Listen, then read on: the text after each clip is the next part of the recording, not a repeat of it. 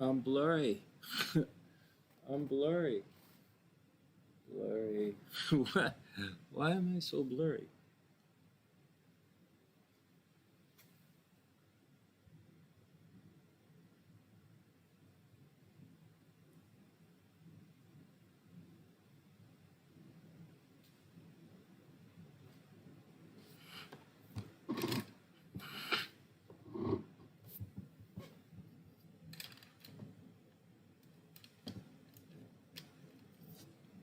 What the fuck?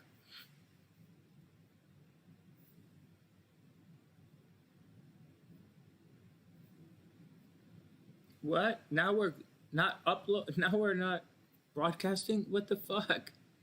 I don't get it. Why so blurry? Hey Gabrielle, what's up? I hope you're having a super amazing day.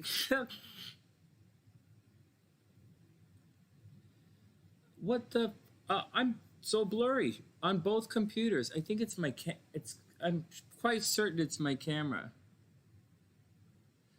Is every good? It is. Look at that. I think it's because the light hits the camera before it hits me. Or maybe not. I think the light is too close to the cameras. I'm not lighting this room very well. Whatever. Except I'm blurry, which is kind of weird. Hold on. What was I going to do for you guys? Oh, I want to do my nails. Okay, one sec. Maybe I'll move the light. Then I'll be sitting in shadow. Let's see. What a day. What's going on, Gabrielle? Are you feeling better? Is everything cool? Is your health good? What's going on?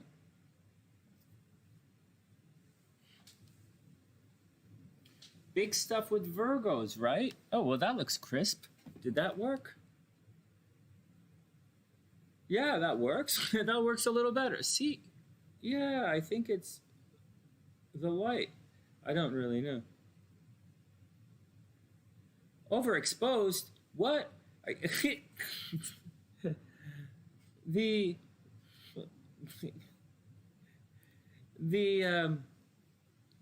no, I think it's my internet's here and stuff and the computers. It's all cool. Technical stuff. And this computer is it's all cool. You can eat better, sort of. Oh, geez. Give it some Give it some time. 2 weeks, right? 2 weeks you'll be better. You'll be up and running around in 2 weeks. And it's Christmas, so whatever. So you don't pig out over Christmas. That's not the it's not the worst thing in the world not to pig out over Christmas. So I've been on a diet for 2.5 months just so that I can pig out at Christmas. And it looks like I'm not going anywhere. So what the frig, right? Hey Gigi, what's up? I hope you're having a beautiful day. And hey Annie, what's the action? I hope everything is super cool with you as well. So check it out. I am one. Not that anyone really cares. I know. I was already told that nobody cares about your fitness goals. So, but my fitness goals are important. And I'll tell you some interesting stuff as we go along. I guess I've saved all of these videos, but I set them all to private because I don't want any more problems with YouTube. And so, because if YouTube is my job, it was the deal. Coming to the United States, YouTube's not my job. Although I haven't made any videos, and I'm not planning to make any videos for a little bit. But yeah, goals are important. So check it out. I weighed in this morning, and I was 151. I'm 1 pound away from my goal. I know 150 is a little light, but I'm doing a thing. I'm doing a thing. And so that last picture I posted was at 155 or 156, I think. It was, and I had a water dump or a weight dump or drop this week. So today I was 151. I'll be 150 by Christmas. And so no problem, but no stress because on Boxing Day I plan to be 175. I'm gonna drink I'm gonna drink some eggnog. I really want to make do eggnog. SLC's making roast. I think she's gonna make a roast. She really wants to make a ham because like don't you do Christmas ham? Like Americans do ham right at Christmas, but I'm not really a ham guy. So, but and I'm not really a ham guy. But like maybe I'll go surprise her and pick up a ham or something, and we'll do something like that for. I don't really see myself. I might do it. I might depends if I want to be nice or not. So I might do that, and then you put pineapples and all that stuff with it, right? And but anyways, that's what's going on over here. I'm really proud of myself. Hold on a second. I'm getting sidetracked. Hey Mary, what's up? And my brains are totally spaced out. Hey Joanna, what's up? Prime rib? Oh, it's prime rib would be good, but we're not really a prime rib kind of household here. And so in Casa Sunshine is a prime rib household. They're not down here in Chicago. So I wanted to say some things about my fitness journey that I'm going on. It was officially 20 pounds this morning. I officially lost 20 pounds. But I haven't just been losing weight. And I went to the gym twice today. I lifted weights in the morning and then I did some cardio just before coming on. So I'm a little tired as well. But, oh, thanks, Annie. You got it. Thanks. I appreciate that. So what happened was, and I wasn't very strong this morning at the gym. My body didn't feel that, when you have a weight drop and all that. But that's not what I wanted to talk about. I wanted to talk about an interesting thing, a different thing altogether about the weight loss journey. I remember 10 pounds ago, right? Big 10 pounds ago. Remember, I was really heavy at one point in my life. And I went to a weight loss clinic to lose the weight. And I did. And it was a long time ago. And then, anyways, I got down to like 10 pounds ago, right when I was around 169 or like 159, 160. I was like, I feel pretty good. Like I felt really good. Actually, the best I'd felt in a year. I felt really good. And my body was feeling strong. I felt really strong. And I felt really good. I had endurance, I had strength, but I also kind of had a spare tire-ish, and I felt a little blubbery. Good days, bad days, and so. But that's not the point either. The point I really want to make is, we'll get to the point, Sonny. All right. What happened was, I couldn't imagine myself getting down to 150 where I am now, and it's not that I couldn't imagine myself doing it. I totally could because I've been here. This is my body weight, what I'm at right now, and 1 pound ago and I'm at my body weight. Well, for jogging, right? For jogging, this is my body weight, and for playing hockey, this is my body weight, and so, and performing on stage, this is my body weight, because I take performing on stage very seriously, and so what else is going on? So, oh, thanks, Annie. So, but it was an interesting thing because remember, I'm still the hypnotist, right? I'm still Sonny the hypnotist, right? I'm still, the subconscious mind is still my thing.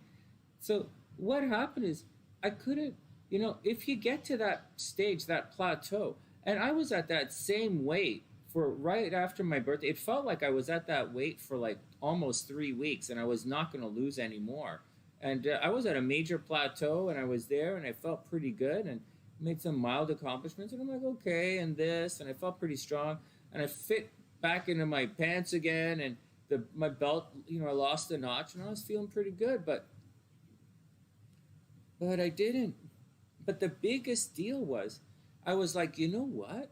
If I lose that next 10 pounds, I might be too skinny, or I might get sick, or if I lose that 10 pounds, what am I going to have to do? Am I going to have to starve myself, or I don't know if I could be that guy, and maybe I'm going to be like skinny fat, or like weenie, or like nerdy look. Like I can't be like that. Like, and then but I was inspired. I used to be in really good shape, so I look back at my photos and I'm like, yeah, I can be that guy again. And the thing is, you can't lose weight if you don't think you're going to do it. Like you can't do it if you don't know you can do it.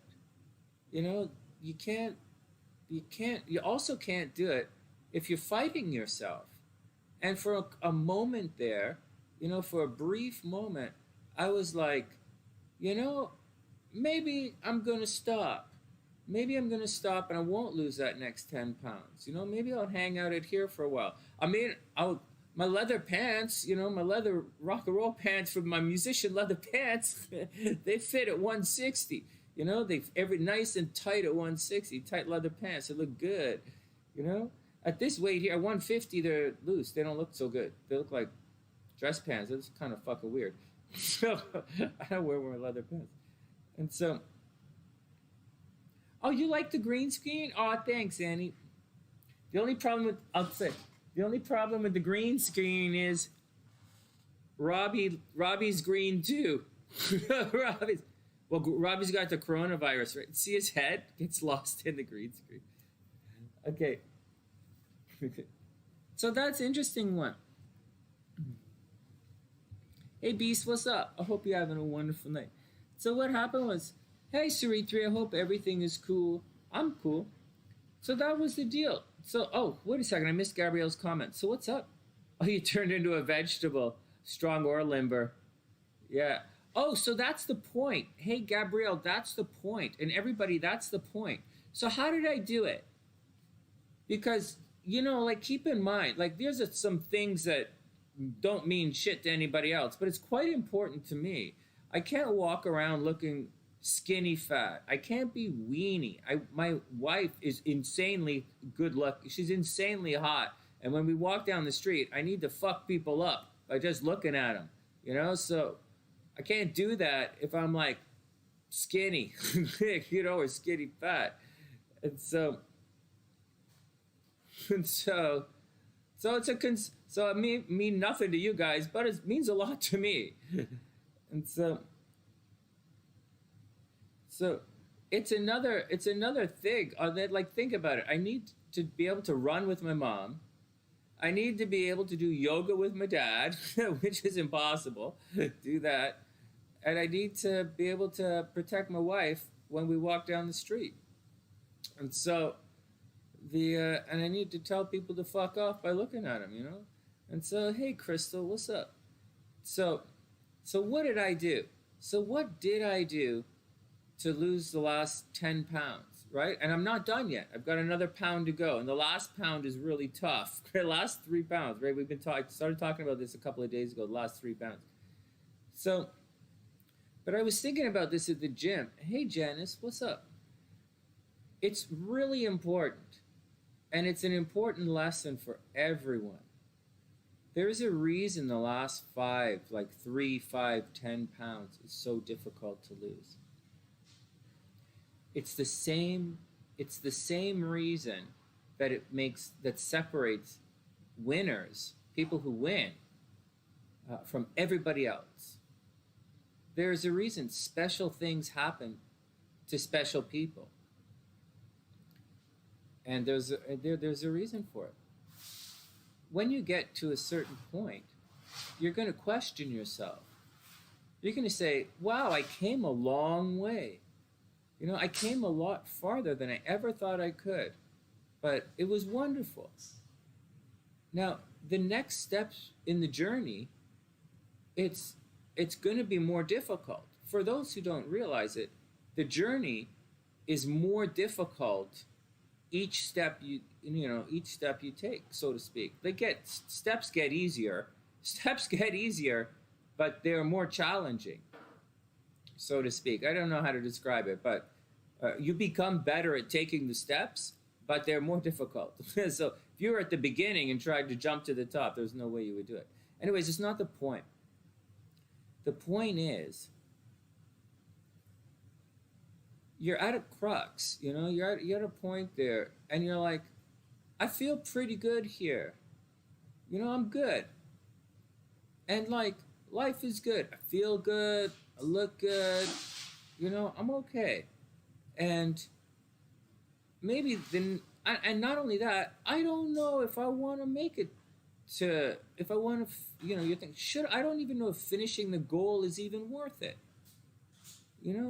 Especially the effort to take from here, the effort from beginning to level 2 or 3 or 4 is like nothing compared to the level, the amount of intensity and effort it takes to get from like 6 to 7 to 8 to 9. Like, it's not even remotely close.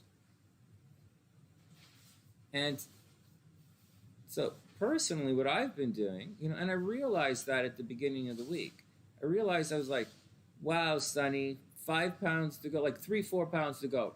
And I'm like, it would be nice to chill out a little bit, but no, you can't do it. I'm at a plateau, and to get to my goal, I'm going to have to diet a little harder and train a little harder at the gym. And I started working out twice a day. And I'm close to my goal, and that's it. Every time you hit a plateau, you got to work a little harder. And every time it gets more difficult, and that's the deal. And so, but now that I'm here, hey, Sabran, I hope you're having a wonderful night. So now that I'm here, or almost there where I want to go, I know I'm going to have a plateau right now. And then I'm going to, plateau, refeed over Christmas, gain a couple of pounds over Christmas. And then the first week of January, 2 weeks of January, I'll train my ass off. And it'll be awesome. I'm going to be ripped by February. I'll be in great shape. And so now that I'm here at this weight, yeah, I'm good. I'm good. I'm almost there. And I had the moment 10 pounds ago of questioning myself. And then 3-4 pounds ago, I was questioning myself. And I was like, okay, whatever. And then now that I've got 1 pound to go, I'm gonna keep going. It's what separates the last 5 pounds, guys. And did you hear? Let's be clear in my explanation. I've had to adjust 2 times in the last 5 pounds. I hit 2 plateaus in the last 5 pounds. 2. That's a lot. So that's a lot. That's not like, oh, the first 5 pounds is easy, like 7 pounds is water weight, oh, you hit a plateau. No, this is 2 plateaus in 5 pounds is a lot. In 4 pounds, 2 plateaus is tough. And so, no, I'm just telling you guys that if you really want to be successful in whatever it is that you have to do, so often we hear, and I say it to you guys too, if you do it once, you can do it again. And that's exactly true. If you do it once, you can do it again. Just like my mom says, you only have to put 1 foot in front of the other, and then you do it again, and you do it again. And whenever you fall down, you absolutely get up, stand up. My mom is a very spiritual person, and she says, God gave you 2 feet for a reason. To get up. She always says that. So she's always said that. Get up. Fight back. She always says fight back. Anyways, the ability to, so a little farther along, if you've been with me a long time, I used to talk about constant speed versus acceleration, right? We're not going to talk about that tonight. I just want to say that that's what it takes. So although we say put 1 foot in front of the other and do it again, that's this.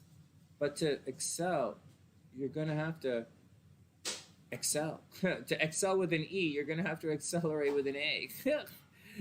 And it gets harder every time you go.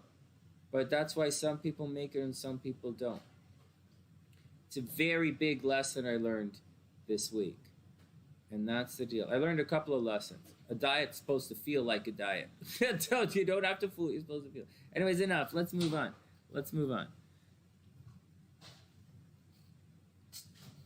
Oh yeah, energy drinks work. I would not, my you know what? In my training, when I was marathon training, I always poo-pooed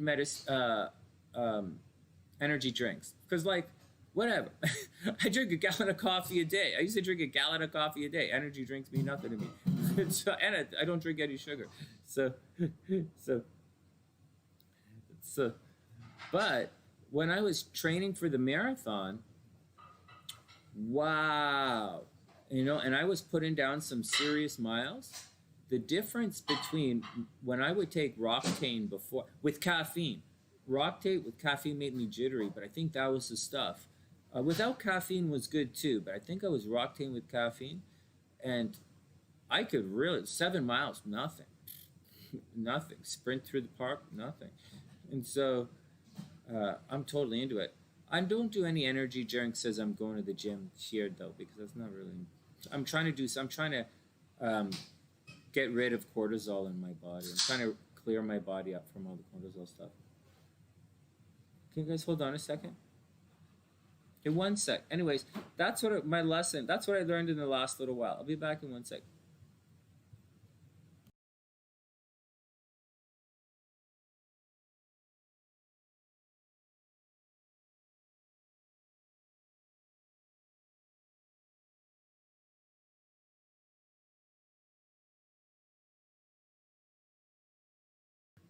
Yeah, you gotta check your underwear first. You gotta make sure and look around and see if anyone saw you fall first. Seriously, SLC just said, I forgot to mention when you SLC. Well, SLC is American, and I learned you Americans have a lot of amendments.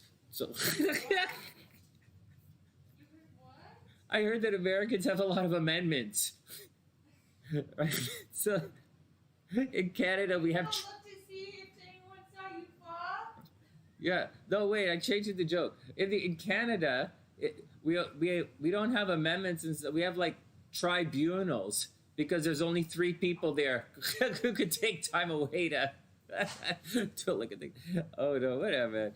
The no SLC said before you get up, make sure no one saw you fall. And if they did, you got to go break some cell phones before you take off, right? You guys know that, right? Make sure you get all the evidence. All right, next. Hey, Janet, what's up? I hope you're having a super beautiful day. B says, if I got a hot girl, I don't mind if people look. It's when people act is where I draw the line. Touch with your eyes, let it fly. Touch with your hands, I make you funeral plans. Oh. All right, fair enough. Fair enough, but actually, I prefer when guys pay to look at my girl. Just to be honest, when you're married to a model, you kind of like when if guys are gonna look, they should pay to look. That's what I think. Anyways, she thinks the same thing too. She thinks the same. All right, next. Oh, I wonder if I had some. I was not gonna. I don't have a lot of. Let's see. Let's do a reading, a tarot reading. And then I'm going to do 2 readings. Let's do Janet. Hey, Janet, what's up? Janet's new here. Oh my God, honey. Hey, honey, what's up? I hope you're having a beautiful day. Welcome to this. Where you haven't been here in so long. So what's up? It's great to see you. It's great to see you. Is this the same honey from India? Is there a long-time Sunnysider? No way. Or are you a new one? No, wait a anyways. All right, hold on. It's yeah, it is, isn't it? How are you doing? Did you finish you must have finished your master's by now. Did you go to Boston? Did you go to school in Boston? What's going on? For those who don't know, Honey's was getting ready to yeah, she's a psychologist. It was a psychotherapist. She was doing her master's degree, I think. No, Boston. That's cool. They're not they're not allowing a lot of international students in the United States these days. Oh man. Hey Janet, I totally remember. Check it out. Check it out. I just wearing a hat because it's chilly. Okay, hold on, guys. I'm actually going to read Janet's cards right now. We're going to start up. Stephanie paid it forward. Stephanie paid it forward. So let's add Janet to the list. And I'm actually going to do Janet and everyone. I'm going to do a card reading for everybody. And then I'm going to do Janet. The soon when oh, well, moving out of your house would have been huge. I would never have imagined that would have been, well, like you're a professional. So like I know, but I know, I get it. It's not the same. It's not like Canada where you do whatever the hell you want. It's no, I know, like, and the more successful you are, the more they're gonna guilt you to stay at home. I know it's funny. And I don't really know how hard you had it, but I have talked to many Sunnysiders over there, and they all similar kind of thing. Oh man. Okay, next.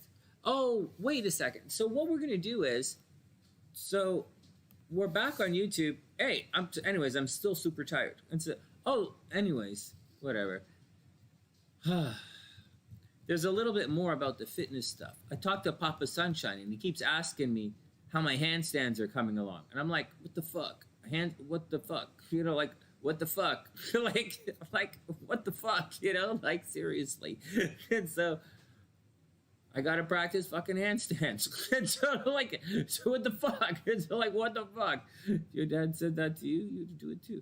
And so, like, anyways, let's get down to the cards here. We're using the Bonefire cards again.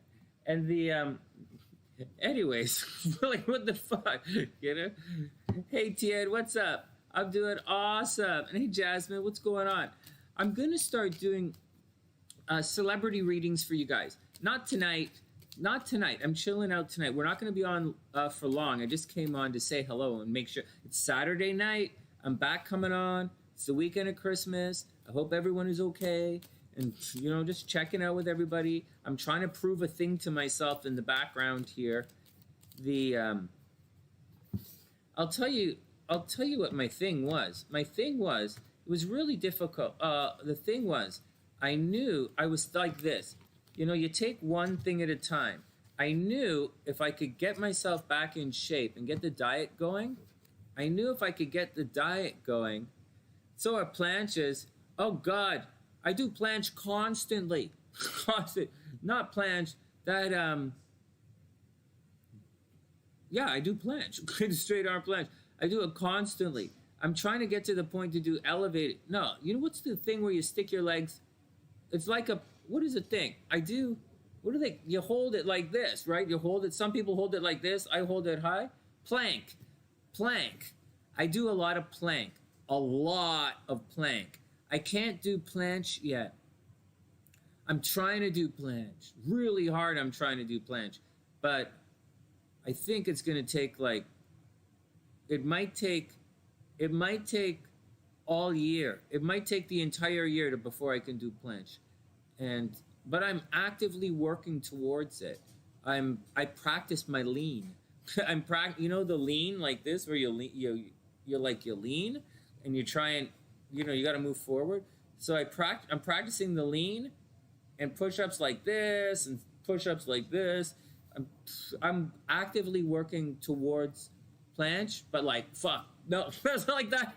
It ain't going to happen anytime soon. I know it's not going to happen anytime soon. But I plan to get there in about around my birthday. In a year. Next November I plan to get there to planche. And hopefully we can go frog stands into push-up. Hopefully in a year, I can do frog stand to handstand, but there's no way in hell I could do a planche to handstand. Fuck that. Maybe in 5 years. Fuck, 5 years maybe. No, there's no way I could do that now. All right, you're halfway there. No way. Hey Susan, what's up? I hope you're having a beautiful day. You can really do it. Can you do the planche? I figure in about a year. Well, that's the other thing. I have to do all this stuff, right? So I have to lose the weight. That's the other reason. It's very easy when you're practicing planche or you're jogging for time. There's like it's easy to be motivated. Yeah. Oh no, it's fucking brutal. There's no way. Maybe no. I think a year. If I keep working at it really hard, a year. Today I tried for the first time to do like to hold myself on the rings sitting down like this. There's no way. There's no way. A year. Give me a year. A full year to do it. But anyways, I'll tell you guys when I get there. But like not yet. There's not yet. It's really no. The reason I'm laughing is you gotta watch SLC. I tried to do it. I did frog in front of SLC because I was trying to show her the thing, and I fell right on my face. Oh my God, you never seen a Cancer laugh so loud in your life. It was like she was like, I don't know. I'd never seen her laugh so far. I fell and I indented my face into the ground. I was like some real fucked up statue. I looked like a fucked up statue of like. It was really funny. All right, let's get it. And then I was doing it. Then I was practicing at the gym. And hey, check this out. Right? Because there's a gym in our building. We have a nice gym. Not a great gym, but it's a pretty good gym in the building. I was practicing in the gym. And I totally doofed up on my face again. And I'm like, oh, and I didn't just doof up on my face. I rolled over and I was like, oh, my shoulder. And then I'm like, oh, man, fuck, the video camera's got that. And I'm like, oh, man, everybody's watching me on video. Fuck. So I practice now. So just like everything I want to do in private, I got to do it in the bathroom. So from now on, I practice my frog stance in the bathroom. That's right. So if I'm spending a long time in the shower, so if I'm spending hours and hours in the shower, it's because I'm practicing my planche. No, not my planche, my frog stance. That's right. I'm practicing froggy in the shower. That's a little fucking weird, Sonny. Yeah, I know. The language didn't really work that time. Oh, whatever, man. Let's move on. Hey, Vittles, what's up? I hope you're having a super beautiful day. The Scorpio way is hanging on the wall one hand. Oh, my God. Research studies should be okay in the... Research should be great in the new year. Research should be great. Like great. It should be really good. All right, let's move on. Let's read the cards. Are there any questions? Anybody worried about anything in the sky or anything like that? Anybody see looking at the conjunction? Anybody seeing anything interesting at all? Yeah, research will be fine. I don't see why there would be any problem with research at all. Yeah, of course you can expect a good start. What's your sign? Vittles, what's your sign? I'll tell you, it's easier if you tell me what your sign is. It'd be much easier if you told me where your Venus was. Your Venus is, oh, it's too cloudy? Venus is usually, wherever your Venus is, leads to success. That's a good question. Let me explain something to you. You always have good luck. Always. You always. In what sign? Venus in 5th house, in what sign? The Venus in 5th house shouldn't be worried about these things, but in what sign? Because the planets, or what's your rising sign, so that I know how to move everything around your chart. There's you're always attracting. You're always chill. You're always astrologically, transits are always bumping up against your attraction. Some people, natally in their chart, have their attraction turned up. Say Jupiter makes an aspect to Venus, a pleasant aspect, a harmonious aspect, it's going to amp up your attraction. You're going to be naturally, attract wherever Venus is in your, Venus and Jupiter are in your chart. You're always attracting. But, and sometimes, like you are, or the moon hits Venus, or, some transit hits Venus, everything's happening. But we need to know the negative stuff. Like Is Saturn square your Venus? Is that going to take things away? Is Mars square your Venus? Is that going to give you real problems in relationships? Is we need those are the things we really need to know. And of course your sun sign, because if your identity or your ego or your name is under attack, well, then you're going to be under attack, right? So, but for money and general kind of success, we look towards Venus. For ego kind of stuff, name kind of stuff, what's generally going on in your life, we'd look towards the sun. So you're a Virgo ascendant, right? How can you be a Virgo ascendant and a Gemini rising? Ascendant, to ascend means to rise. The word means the same thing.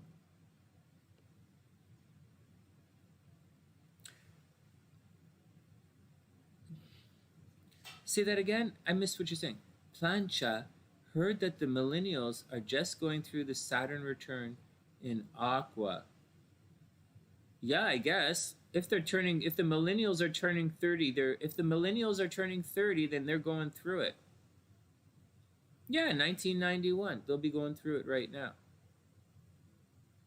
Yeah, Saturn in Aqua on the 21st. Absolutely. That's exactly what it is. Yeah, exactly. Yeah, right on. Right on. There you go. Virgo on the ascendant. That makes you a Virgo rising.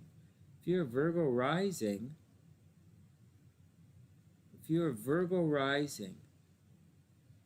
Virgos are having trouble in the 5th house. But Virgos, it's getting significantly better for Virgos. That kind of situation, your creative life, your romantic life might have been a problem. You might have had problems with children last year, or maybe you got someone pregnant, or there was a miscarriage in a relationship. There might have been a problem with that, problem in love and kids. You're probably having problems with money as well. But moving forward, as you move forward, you'll find that work is going to get very busy for you next year. Well, not even a year. In January, work is going to get very busy for you. That's pretty much the deal. Work is going to get busy. You might want to probably arguing with friends. You're probably arguing in social media. That's going to move on soon.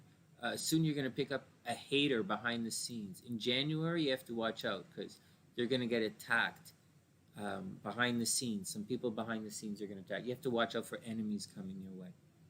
All right, next.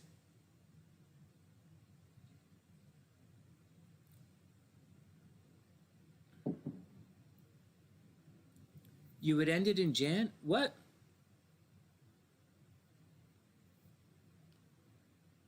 Gabrielle, why is this so complicated?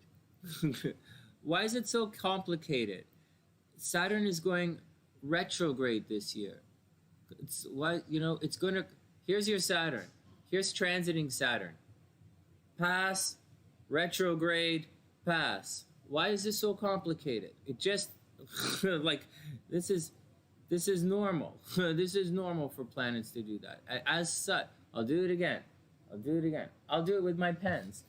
This is, I don't know what you're listening to. You've seen it with your own eyes on your own chart on many websites, and I've shown it to you.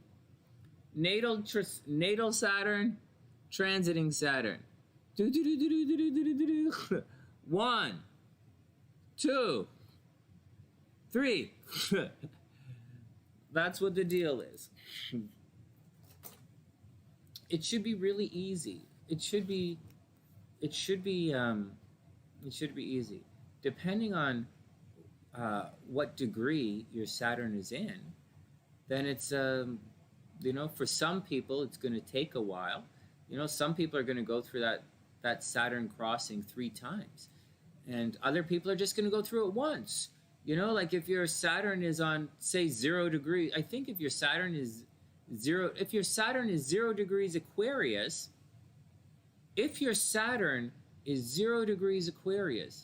You've already gone through it twice. This is the third time. This is the third passing of Saturn. Saturn has already been here at 0 degrees, and it went retrograde and came back across it, and now Saturn is finally moving forward across the top. It's passing 3 times. So that's the deal. No, all that other stuff is it's fucking stupid. It's polluting your brains. You should know better. You should know better than that. You've looked at it with your own eyes. You know, do the math. You know how to do the math. Do the math. Look at it. Go. Just because everybody, you know, all those motherfuckers online, or all those idiots you pay, or all those whatever amount of stupid glorified Yahoo bitches, like, what the fuck? They're fucking your brains up. You studied this stuff. You know the deal. You know. Trust your intuition. Don't trust your intuition. Trust. It's not trust your intuition. It's stop deifying people you consider celebrities. Just because they're, how many times I have to tell you this? Just because they're popular or like half of those fuckers are actors, like literal actors, literally actors. Like half of them. And the other half are tits and throat. The other half are like vag and cheese, or like whatever the fuck kind of stupid, or like, you know, some kind of kumbaya motherfucker, you know. And I just told you, I was watching Kelly Fox yesterday. She's one of the most famous astrologers of the last 20 years. And I watched her read charts. I stood there for about 10 minutes, and I'm like, you know what? This lady doesn't know fucking shit about reading an astrological chart. Not because she doesn't read it like I do, or because I read my charts very differently than many other astrologers who are far more popular than I am. But that's not the point. And, you know, different types of astrology. The point was, it's just like the tarot. When you see someone interpret a card and you say, you know what? That person is bullshitting. I watched Kelly Fox and I was like, you know what? She's fucking doesn't, I don't think she was bullshitting. She just didn't know what the fuck she was doing, which is very different. And she was giving absolute, you know, look at, I was like, that's not, you're fucking people up. And so be cool, man. Be cool, you know, consult the oracles, ask your faves, ask your faves, consult people that you respect. But at the same time, be prepared to call bullshit on your heroes, very sincerely, for everyone. Oh, I'm not talking. I don't want to talk about that loser. So, no, I'm turning a page. Sweetheart, I'm turning a page. All this. I'm not. You're not, but all right. So, but then you're not. No, you do. You stay the same. I'm turning a page because I'm really hard. And it's the ashwagandha. The ashwagandha is chilling me out. And it's making me forget things.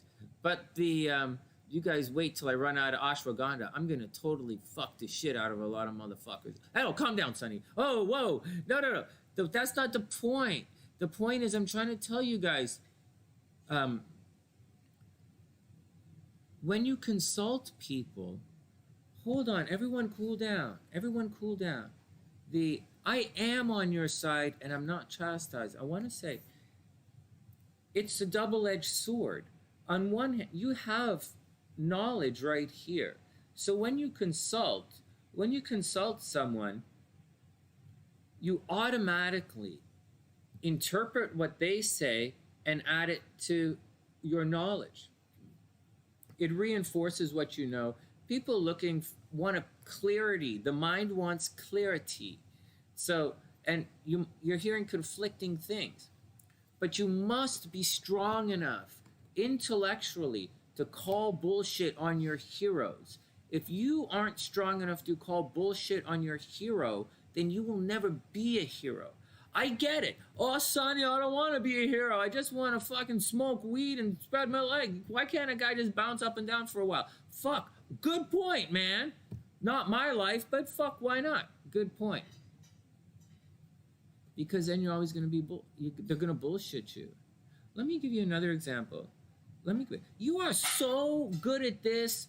You have one of the best interpretations of the tarot that I've ever heard. And so why the fuck don't you just believe in yourself? And like, listen, I don't. When I tell you guys anything, I always show it to you and I explain it to you. So you should be strong and armed with knowledge, not just the knowledge of what the answer is, but how to come up with the answers for others. So, and to know when other people are bullshitting you. Anyways, not the point. Let's move on. Let's move on. So have confidence in yourself, guys. Be cool, and then let's drink some herbal tea and move on. The ashwagandha and green tea. Oh my God. Oh my God. I'll give you a better example. Bro science. All that weight loss bro science. Now let's move on.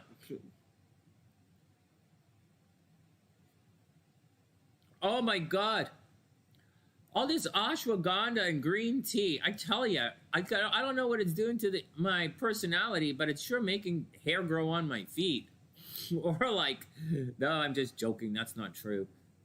So, let's move on. Let me shuffle the cards for everyone, and then we'll do. Yeah, seriously. It's supposed to take 90 days or 60 days. I don't remember. I have no more short-term memory. I can't remember anything. Let's move on. Some nani juice. Oh, Roxanne, that's so dirty. I can't believe YouTube didn't snap you for using words like that. Oh, told you cancers are dirty. And I said it out loud too. Oh, I said nani juice out loud. Oh, great. Demonetized another video. Seriously, if I don't know what it means, what makes you think Google knows what it means?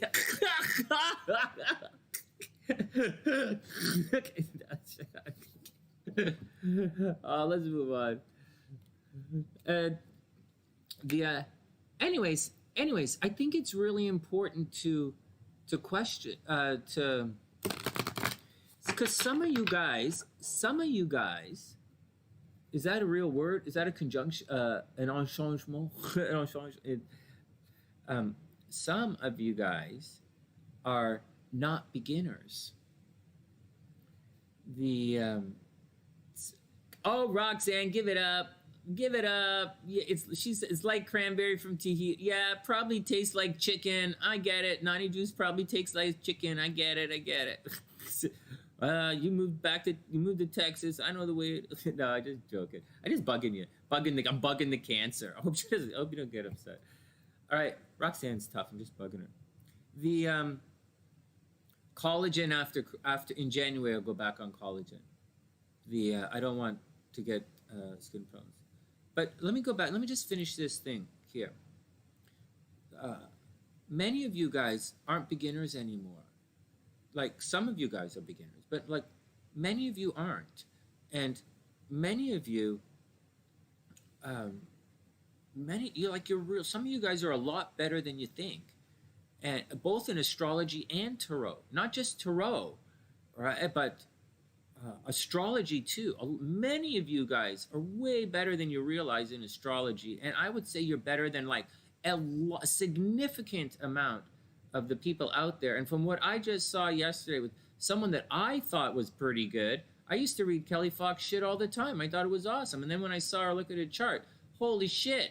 She probably can't probably get pregnant in the dark. She don't know what the fuck she's looking at. And so, oh my God, fuck. So, anyways, you guys should have, many of you guys should be significantly more confident in your approach. You guys are better, without any question, than a lot of the people I see out there. Wow, it's like listening to one of my teachers back in music school when they were giving me a pep talk, except it never went like that. except that Humber, it wasn't like that. It was like, you know what? You should go do something else. You're never gonna make it in the music business. It's too tough for you. Or like serious, like what are you doing? What are you doing? Oh, you better do that because you suck ass. It's like, oh my god, my music school is so hard. It's not even funny. Like everybody's crying every day. You ever go to school and everybody's crying? Holy fuck! It's like fucking hell, it's brutal. I can't believe I went through that. Holy fuck for you. It was brutal. Everybody's crying every day. It's like, because if you fail there, you don't work.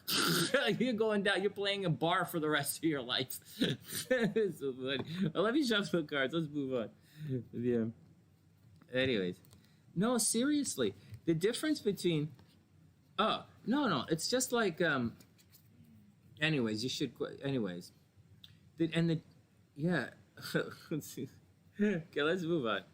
Okay, next. This is a general card reading for everybody. Everybody chill out. We're goofing along too much. When I come back tomorrow, we're going to start up soon. And when we get into the evening groove, during the evening, I'm going to start doing celebrity horoscopes and stuff. And I'll turn them into videos so that... Because you guys know that I like to stay busy. Even when I'm hanging out with you guys, I like to stay busy.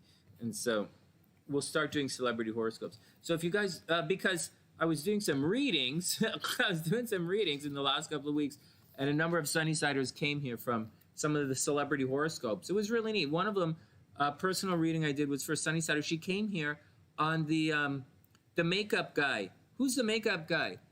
SLC, who's the makeup guy? The lot of them. He sounds Persian. A lot of them. Is that like... Oh, you know, the guy who makes all the money. No. Jeffree Star. I did a video on Jeffree Star, and the person came to us. Jeffree Star was... I did a video of if he was going to stay together with his boyfriend at the time, and I predicted they would break up, and they did break up. And... And no, I didn't say that and then go send... No. So I'm going to do more stuff like that. It's going to be fun. I don't really know anything. Just to let you guys know... Hey, Nimrado, what's up? Just to let you guys know, I don't really know too much about what's happening in any drama world or any celebrities. So, like, you're going to have to let me know when it's going on. The only thing I know is I don't really know what's going on in celebrity stuff. And I don't want to do... Donald Trump's almost gone, right? So there's no point in doing any of that kind of stuff. Let's do a general reading for... What the hell? Oh, no, I'm glitching. Let's do a general reading for everybody. This is for everyone. Oh, I know what I'm supposed to do. I'm not supposed to be preaching to you guys. I'm supposed to be doing my nails. No, he didn't contact me. Boo. But that's the other thing, Gabrielle. I really want to get into... So I was actually going to lay off horoscopes for a while. I was going to slowly stop doing astrology stuff and do some other stuff. But now that I'm here, and I went through what I went through in 2020, and what I went through in the last 3 months, I miss you guys. I like doing this. It's fun. It's fun and there's no pressure. And I'm really good at it, so I'm not stressed out about it. And so I'm going to keep doing the celebrity stuff. Maybe they'll contact me. Or I also want to do the political stuff. Maybe they'll contact me as well. I really, really want to do the sports betting, but it's really difficult, and I have no idea how to do it. I can't figure out the right horoscopes charts to use for sports betting, especially with team sports. And that's brutal. Anyways, my next project, the project right now, is to get all the casinos that in Vegas and to find out the horoscopes of the casinos in Vegas and when we go to Vegas in February to match them up with the Sunnysiders to see which casino you're going to be luckiest at. That's my latest project. And I'm not working on any book. I'm supposed to be, but I'm not. I just don't have time for that. All right, next.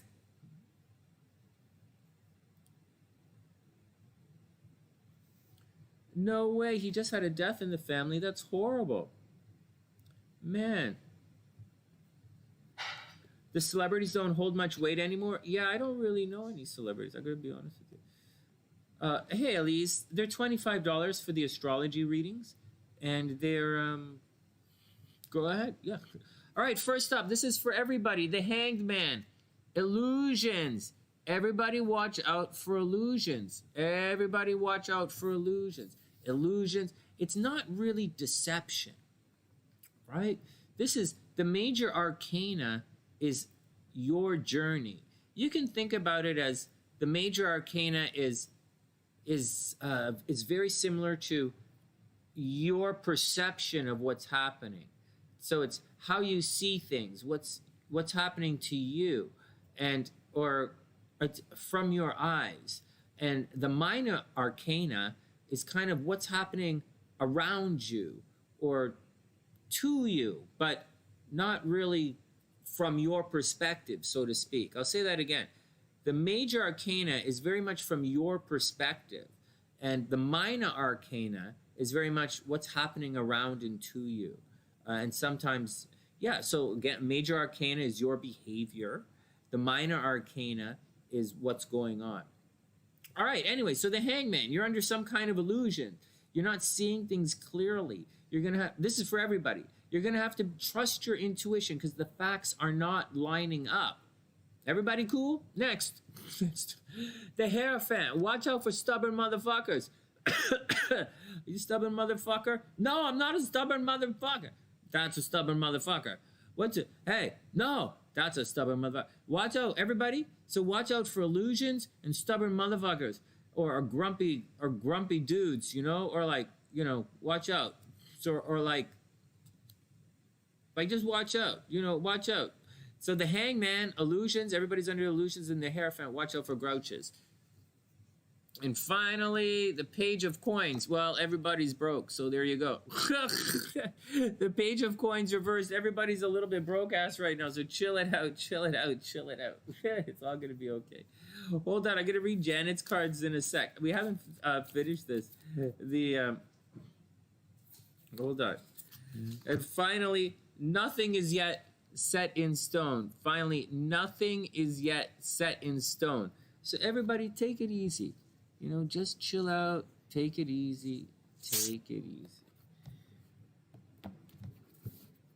Has there been any violence yet this weekend? Seriously, guys, any violence or any craziness or any nonsense or anything this weekend? There's another, the virus is gone.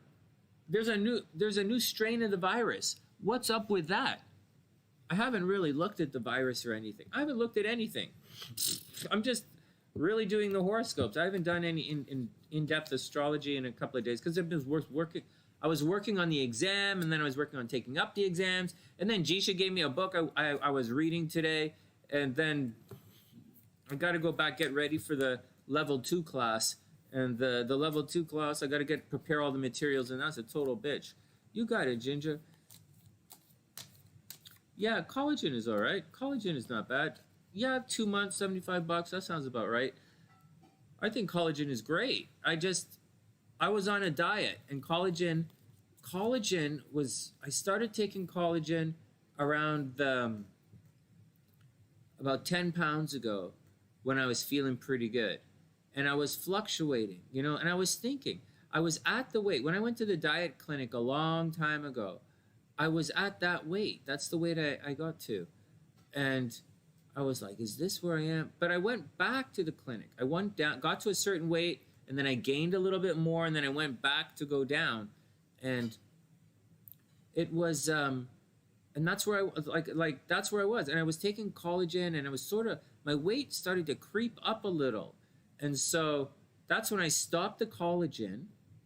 So I started a couple of things. I started collagen, I stopped collagen, and I went hard on my diet again. And then I'll start up again. I'll resume collagen in January when I get back down to this weight. Because obviously I'm gonna, hey Gilgamesh, what's up? I hope you're having a super beautiful day. Thank you. So what happened was, so I'm gonna gain a little weight in the next couple of weeks because of Christmas, right? And then afterwards, when I get back down and I'm legitimately at 150 and it's time to really start packing on the muscle again, it's gonna be like I'll go on the collagen, no problem. All right, here we go. Here we go. Janet is up.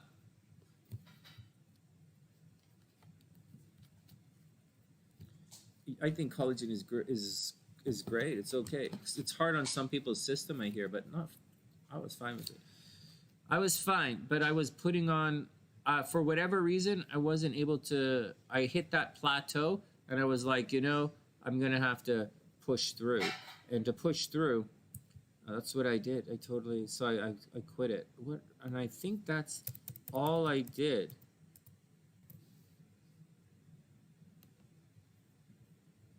All right, Janet's up. And right now, I'm going extremely low carbs. But I'm going very low carbs, low calories, and exercise. And so, but I only have like 2 pounds to go, like 1 pound, but 1 pound, but like your weight is in a range, right? So I gotta lower the range. Then I'm gonna be good. I have 1 more weight range to enter. All right, Janet's up. Hey, 7 of Swords. So watch out, Janet. 7 of Swords. Someone might be trying to pull a fast one on you. So watch out. They're going to give you a 6 for a 9. Or it's, hey, Kooks, what's up? I hope your brother's doing much. I hope your brother's recovering. I hope he's doing pretty good. I hope they take the psilocybin or whatever that stuff that they, I hope they fix him. I hope your brother's doing a lot better. Okay, first up.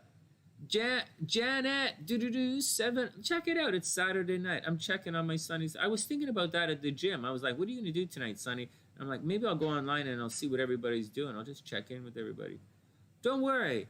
We're going to get back to playing games and stuff on Saturday. When we're on Saturday, Saturday's supposed to be like game. Well, Thursday's quiz night, right? We always do quizzes on Thursday, but like, oh, we'll see how it goes on. All right, 7 of Swords. Janet, watch out for people trying to... watch out for missing something. You know, 7 of Swords is not the card of... is not Mercury energy. That's not how it works. But, like, it's actually Jupiter energy. But or in the Kabbalah, it's Jupiter energy. But, like, think of it like a Mercury retrograde. In the 7 of Swords, the guy takes 5 swords, and he misses the last 2. So it kind of means like someone might be stealing something from you or stealing your ideas or giving you a little fuckery.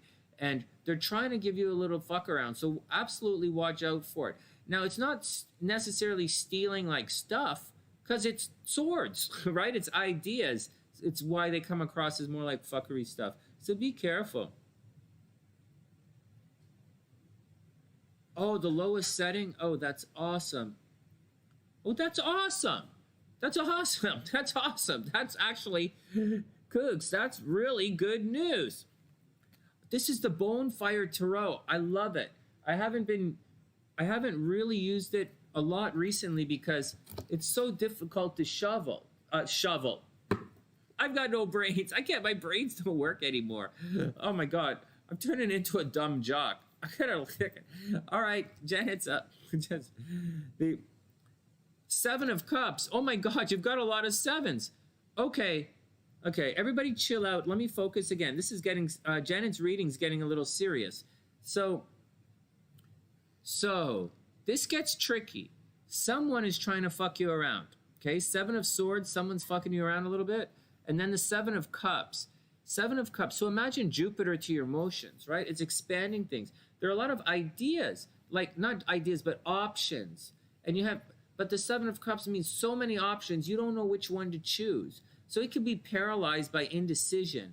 So obviously, so that's what it means. You have many options, but there's indecision here. Now you have to watch out. Because maybe if your indecision is coming because someone is bullshitting you, then you're in a lot of trouble. I don't know what the last card says yet, right? We haven't looked at it. But so far, it looks like someone's giving you the fuck around, and you might not even recognize any choices that you have. And that's the deal. And so you're probably not moving forward. This is a card of not moving forward. And that's a card of people trying to fuck you around. So be very careful. Wait, what did you say? I'm trying to, what the fuck? Yeah, choices. Yeah, so that's what it looks like. So what should you do? Okay, so what should you do? Oh no, it's okay. It's just the capitals. Hey, look at this. This is choices. Well, it's not necessarily choices because it's money. It's multiple sources of income. How cool is that? So at the end of the day, no, I didn't say this was like a love thing or a work thing or an education thing or like a soccer mom thing, or I didn't say anything like that. It's but it looks at the end of the day, you're gonna, if you're looking for money, if this is a financial thing, you're going to be very successful. Just have the confidence to move through because you're going to establish multiple sources of income, or you're going to have some financial other financial opportunities will avail themselves to you. It's not a lot of money from one place. It's multiple money arriving from multiple places. Right? Shell likes the third card. Yeah, how cool is that, right? And finally, you got it, Rap. And finally, a new star is coming. Well, how cool is that? Finally, no, start. A new start is coming. Finally, a new start is coming. It's very cool, Janet. All right, next. And as everybody knows, that's how long it takes on the sunny side to get rid of you. I'm a little slow. I'm slow and spaced out these days. Oh, my body hurts, but I feel pretty good. I'm very excited. I'm very excited for the future. There's so many things that you can do in life that changes everything. And some of those things, like when I opened my business in Vancouver, that changed my entire life. That just changed everything. No one could say nothing to me about nothing because I had my own place. It was different, and I walked down the street and everybody knew that was Sonny's place. You know, I was a leader in the community. You know, it changes everything. And so everyone looks at you like you're successful. You know, everybody, it elevates you in every single way that you carry in every part of your life. And then when there are many things like that, and it takes a paradigm shift for that. When I lost this last 20 pounds, I was doing it for a very specific point. I was doing it to prove to myself that I can do something, and I can do it. And I know I can do anything I want. I can do it. The problem is I don't really want anything. I kind of like just chill. I'm pretty like just chill doing my shit. I'm not really, you know, and so. But I proved to myself that I can do it in spite of anything. And that, just like Mama Sunshine says, if you put your mind to it, you can do anything you want. And so when you were saying earlier about, asking questions like about the retrogrades and stuff, I'm telling you guys, you can do it. And that was the lesson for all of 2020. Like, what did you learn in 2020? I tried so hard for most of 2020 to tell you guys that it was going to be bad, and that you had to prepare yourself, and that there were things you could do to succeed financially when you weren't working. And I was trying so hard to show everybody that. And then I got fucking kicked off YouTube for showing turtles fucking from 2 years ago. And so, oh man. And so anyways, that wouldn't have happened on OnlyFans, I tell you, man. You could show turtles fucking all day long on OnlyFans. All right, next. Oh, thanks, Kooks. I super appreciate that. I super appreciated that. So, like everything, I wanted to show you guys what you can do, because I realized multiple goals weren't really happening in 2020. And I was trying to show you guys how if you really focus on one thing, you could succeed. And that's what I ended up doing. Focus on one thing, and I'm succeeding. I'm gonna win this. But I'm at the most difficult part. I'm at the most difficult part, but you better fucking believe I'm gonna rock this action. All right, next. Thanks, Kook. Stuff out. I appreciate that. Well, you guys support. There are worse things on YouTube. What? Okay, the turtles fucking weren't the worst things. The turtles having sex weren't the worst things. They were really cute. And I don't want to be too gross and bring too many memories, but when I showed that video of the monkey having sex with the frog, that was too much. I'm surprised I didn't get banned for that. Just surprised. Watching monkeys, that was a little too much. All right, whatever. Let's go back. That's so great. It's so gross. Oh man. All right, that's Janet. Who else is next? Rap is up. You gotta make me laugh, guys. Oh man. Yeah, Kooks. Of course, there's time for MiniAstro. Let's. I'll put you up right in a sec. Janet and I can't remember what I'm. Rap. R-A-P. Rap. Here we go. One sec.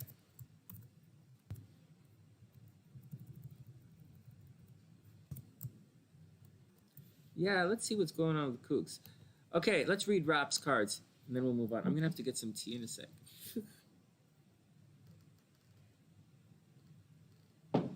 You know what was pretty though? What was cute was the magician. Oh, thanks, Kooks.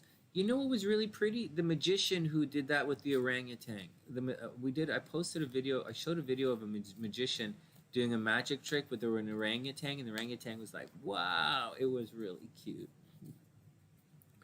All right, Rap is up. And Erica's up. Rap and Erica. I'm going to use KZ's chart, Kooks' chart, for to show some of the stuff we've been studying in the class as well. Oh, it's Rochelle. Rochelle. Right.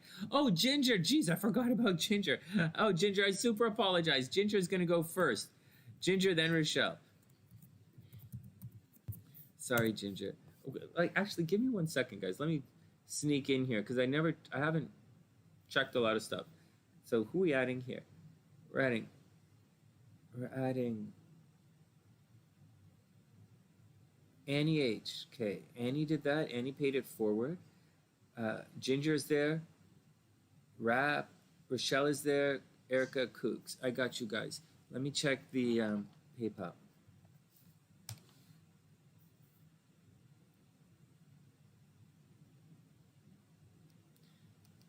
Man, the Libras had.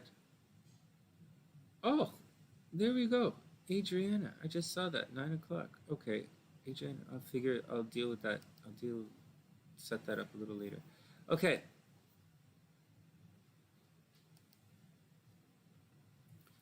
Hold on. Okay, wait. All right. I'm just refreshing the screen. So I can catch up.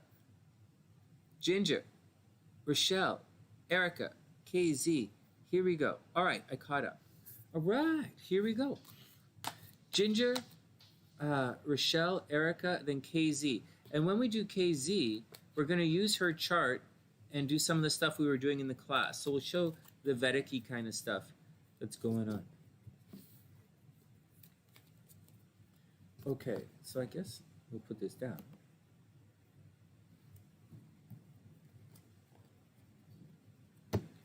All right, Ginger is up.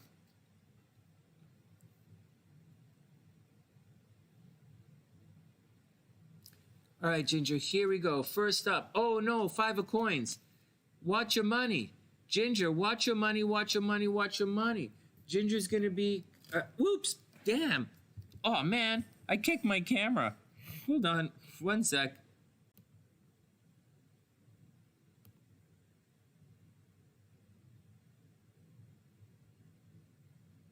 Okay, I guess I'm okay. And so... All right, so I kicked my camera. I touch my mics all the time. I kick my camera. I almost fell off stage once. All right, let's go. All right, here we go. So, 5 of coins, money. Well, I like these cards a lot too, actually. They're just tricky for me to shuffle. 5 of coins, Ginger. Generally money problems. Watch out for money problems. It looks like money's going to dry up. So don't overspend. Don't spend money that you don't have. Just be cool, right? 5 of coins, letting go of money, right? Money slipping away out of your fingers. Then 6 of coins. Oh my God. Watch out. Watch out. Someone's going to... So the 6 of coins generally means someone's going to promise you something and they're not going to deliver it. You know, they're not going to come through. So, or money's going to get fucked up. So or a promise, some kind of tactile promise is going to get fucked up. It's not just money, guys. Money is the easy way to describe it. But it could be something like someone promises you a place to live and it falls through, or you like go to buy a house and like it falls through, or you go to buy a car and it falls through, or like you go to the massage parlor and you like you put some money but you're like busy with someone else, like, you know, that's the problem. And so, or you're like, okay, whatever. so someone not coming through, but at the same time, it doesn't necessarily mean that they're doing it on purpose or they're trying to lead you astray. But if someone promises you something right now, just chill on it, you know, just see what happens. Don't stress it out and don't overly extend yourself financially. Wow, and the Hangman as well. Illusions. So, Ginger, watch out. There might be some kind of confusion going on. So the card is reversed. Okay, so watch this. There's a procession of energy here. Yeah. Oh yeah, 6 of coins, charity case. Absolutely. There's a progression here. This card talks about, you see how there's stuff up here? This is physical, and he's diving into the ethereal. This is moving from facts and figures into the, you know, into your subconscious, I guess, or using your intuition. It's reversed, right? So the intuition is not working out. Check the facts. Ginger, check the facts. Gabrielle's right. 6 of it's possible charity case coming on. Charity case. So maybe you're going to give money to somebody, or, you know, and they're going to like, maybe you're going to somebody's going to ask you for money and they're bullshitting you, right? Maybe you're going to, it's Christmas. Maybe someone's going to ask you for money and they're going to bullshit you. So watch out for it. Or someone's going to promise you something and it's going to, just watch out for financial bullshit coming your way. And watch out, because you're like Pisces, right? So you're kind of a target. Plus, you have that Saturn thing going on. So Pisces still financial problems, right? So watch out for it. And finally, yeah, an epiphany. Yeah, you're going to figure it out. Seriously, Ginger, you will figure it out. That's a good way. You're going to have an epiphany. And finally, what do you need to release? Ginger, what do you need to release? So watch out for it. Yeah, it looks like you're going to have an epiphany, or you have to figure things out. Whatever it is, you're going to have to figure things out. You might be giving away too much. I have a feeling someone is going to like not necessarily telling you the whole story. All right, next. Just be careful. You know, just be careful. Don't get sucked into any dramas. That's not really that big of a deal. It's a big deal because it's Christmas time and you're going to be interacting with people. Try not to get sucked into dramas. But also keep in mind, it doesn't have to be that intense or that crazy. It could be something simple like taking leftovers home from a party. And I'll give you another, like taking stuff, right? Like leftovers home from a party, or maybe you have some people over and you give them leftovers, and it's like they take your Tupperware and stuff. So, try and add we add a little bit of a practical element too. All right, next, Rochelle is up. Let's see what's going on with Rochelle.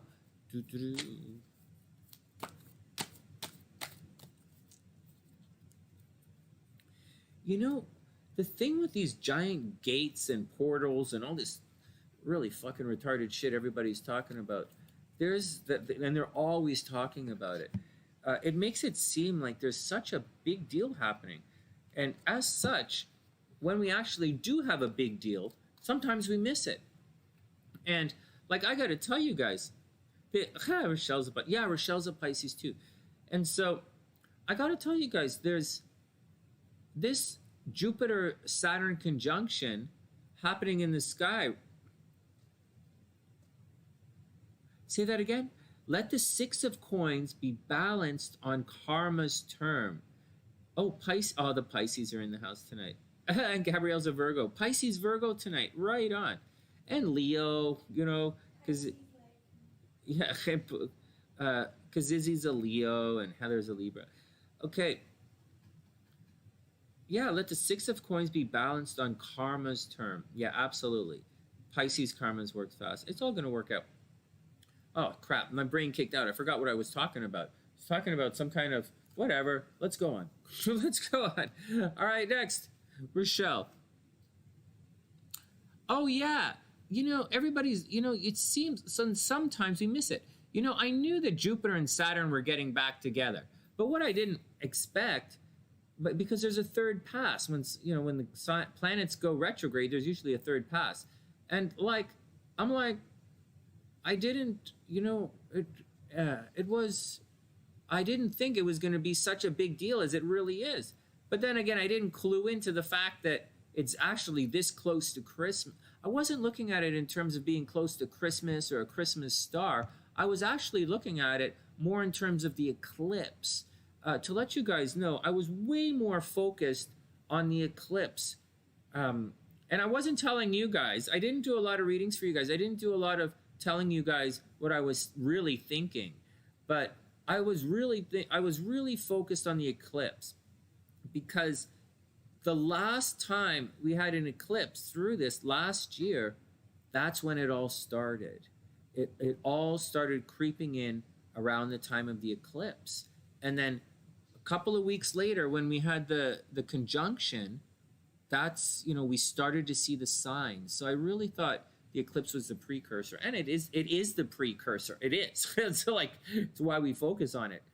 But at the same time, guys got to sell newspapers. Guys got to sell YouTube videos. You know, so make their YouTube videos popular. So, plus, you know, and NASA, nobody would fucking give it. NASA, as far as I know, doesn't even exist anymore, right? They're going so like, or like, I don't know if they exist or not, but like, so there's like, you know, they gotta get popular too. Anyways, all I'm saying is sometimes we don't see. I didn't think it was, you know, but it is a big deal. But it is. This Jupiter-Saturn conjunction, when you look at it in the sky, is a really big deal. And so it is. Anyways, I totally lost my brain of thought there. But let's go back for 1 second. All I'm saying is, when you guys do the thing, look for subtleties in your day-to-day life of astrology at work. Subtleties. It doesn't have to be a big deal. You know, if the planets don't affect you directly, then you're going to have to see the subtle influences of the planets, and at the same time, the big influences of the planet. That's all I'm trying to say. NASA is real. No, NASA is real. No, what I mean to say, Annie, and I'm just, you know, NASA's real. Karen's right here. Okay, we're going to read Karen's chart. Of course, NASA's real. What I meant to say is, they have, I think NASA, from what I hear, there's a new space team, right? That other team, SpaceX. Is that a team? Isn't Elon Musk or something, they started a new space program or something, like a private space program. And I think it's NASA is now stepping back from all the stuff they used to do. And so there's more private stuff going on there, and more, as a result of being private or semi-private, they can probably pull in, you know, competing technologies from different parts of the world now with no problem. But then again, I think NASA is not actually a government agency. Well, Karen will have to tell you this, not me. And so independent, they can do whatever the fuck they want. All right, whatever. I don't really know what I'm talking about. I really don't know what I'm talking about. So like, fuck it. But I thought they were doing, I thought there was another space agency started up. All right, next. And they just crashed a rocket or something. That's what I heard. SpaceX is kicking butt. Right, because Izzy, SpaceX kicking butt. But NASA, and I heard that NASA was part of the thing. I don't know what to think. I don't know what to think. But I do know that I don't know what to think about that, because I don't know what to think. I don't know what to think about that. I know it's a little dangerous, but at the same time, it's good. I think a space army is good. I think it's not. I think having a space army is kind of a little stupid. But like thinking like that's kind of stupid. But they got to clean up the space around the Earth. From what I hear, there's a lot of we have like. When did they start throwing satellites up? In the 80s? So that's 30 years of satellites. It's 40 years of satellites being thrown into the sky that they got to clean up. They don't all burn up and come down. Well, I guess they do. I don't know. Fuck. But I think they should clean up. I think they should clean up everything. I think we should clean up our oceans. This one thing. This having, what? All this toilet paper stuff. Oh, it's all going to change in the new administration. Yeah, it's all going to change. But I gotta say, being on lockdown and all this thing about toilet paper and all this thing about anything, I just think maybe we should clean up our oceans. Like, I really do. I really think we should clean up our oceans, and I really think we should clean up our space. Like, if there are dead satellites up there, get rid of them. I don't know if you guys have ever seen this, but I saw it. I saw one of those 6-pack beer container wrappers, those plastic things. I've seen them wrapped around a Canada Goose. It's not a nice thing to see. I saw it when I was golfing. Right there. I used to go to the golf course like almost like 4 times a week. 4 or 5 times a week I used to go golfing at this golf course on the west side of Toronto. And man, I saw a Canada Goose there. Fuck, with it, like that had the fucking thing around its neck. It was just horrible to watch the thing. It was just horrible. And so, don't do it. Just don't do it. Fucking, it's better to like burn that shit and fuck up the ozone. Like seriously, ozone will fix itself. A satellite will go fall in and get stuck and fix the ozone. And so, it's gonna be like Wall-E. Seriously. Hey, okay, let me get to these readings and we'll read your chart. I really want to, your chart's going to be fun to read because we're going to look at some other stuff. Wall-E's one of my favorite movies. I thought Wall-E was one of the most romantic movies I've ever seen. Oh, man, that robot chick. Oh, Wall-E had it going on. He could probably, use a little paint, but like, I bet Wall-E is not a Leo. Wall-E's definitely not a Leo. He's probably like, I wonder what Wall-E is. He's the last guy there working around. He's depressed, looking for relationships. Wall-E could be a Libra. Falls in love really fast. All right, here we go. Rochelle, first up. Death. Oh no. Yeah, I really like it. I really thought it was super romantic. And I liked it. Okay, I think I watched it with my niece. I think I watched it with Scooter. Okay, here we go. Rochelle. Death. Dun, dun, dun, dun. No, that's the Emperor. Death. I don't have any death music. Dun, na nobis domine. Dun, dun, dun, dun, dun, dun. That's part of Mozart's Requiem. That's about as close as death as I can get to right now. Dun, dun, dun, dun. No. Dun, dun, dun, dun, dun, dun. Forget it. All I can sing is Star Wars now. After The Mandalorian, only music in my head is Star Wars. That's not how I know I'm a dork. There are other ways. What? My mind wanders. My mind wanders to dangerous places. Whoa. Dork. I'll show you what a dork looks like. Yeah. I'm not a nerd. Hey. You are. You even have a belt that says it. Screw that. Did you finish? Did you leave your math homework out for me to check it yet? What? I'm not a nerd. I'm not a dork. I just like doing other people's homework. Fuck. Never did my own homework. That's the problem. I like doing other people's homework. All right, Rochelle, watch out for death. Oh, Wall-E's a beautiful movie. Funeral music. I can't remember the funeral song. Da da da da da da da. Da da da da. That's Pomp, right? Pomp and Circumstance. Okay, Rochelle, change is on the way. Oh no, I broke my stand. Change is on the way, but you're going to lead it. Hey, Rochelle, the death card means you're outgrowing something. So I don't know if there's going to be a fight. Okay, be cool. Just be cool for a sec. I don't know if there's going to be a fight, right? It doesn't have to be a fight. It doesn't have to be anything. It doesn't have to be drama. If it's too much, then it's time to change. And the death card is saying it's time to change. So like if it's Christmas time, so if anybody's stressing you out in relationships at Christmas time, it's time, like, and say every year someone stresses you out, whoever it is or whatever it is, and I don't really know, I'm just giving examples for everybody. You don't have to take it anymore. The death card says, the death card kind of says, fuck it, you know, let it go, and time to move on. Whatever, what any kind of stress. So don't, if you gotta kick something to the curb, don't worry about it. Then we have the Nine of Wands. Well, it looks like there is going to be, it looks like there probably is going to be a fight. No. Whoa, whoa, whoa. How old is that question? No. It doesn't necessarily mean something is dying. It doesn't mean something is dying. It means change. And it doesn't mean the Tower card. It's not crashing, right? It's not the Ten of Wands. You're not like stabbing anything. No one's going to come and get you.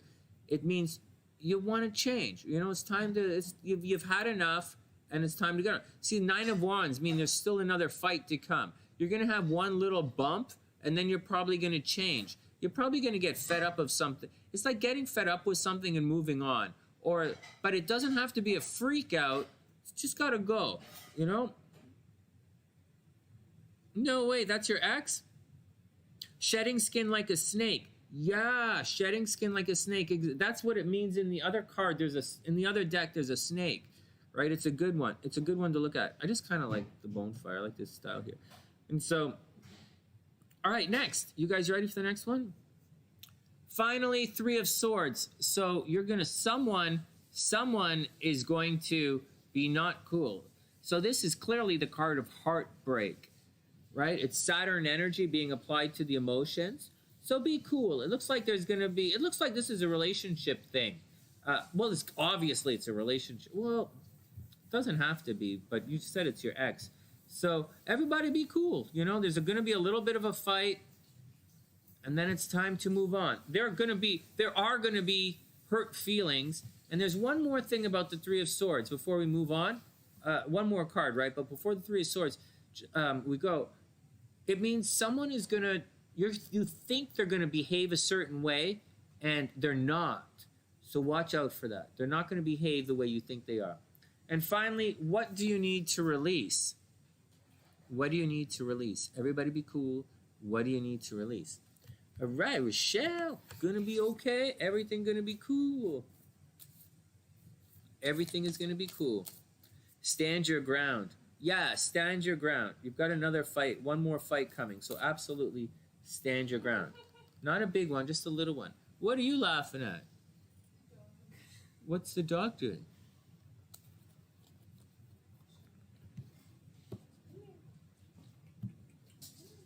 Whoa, she had 2 of those already.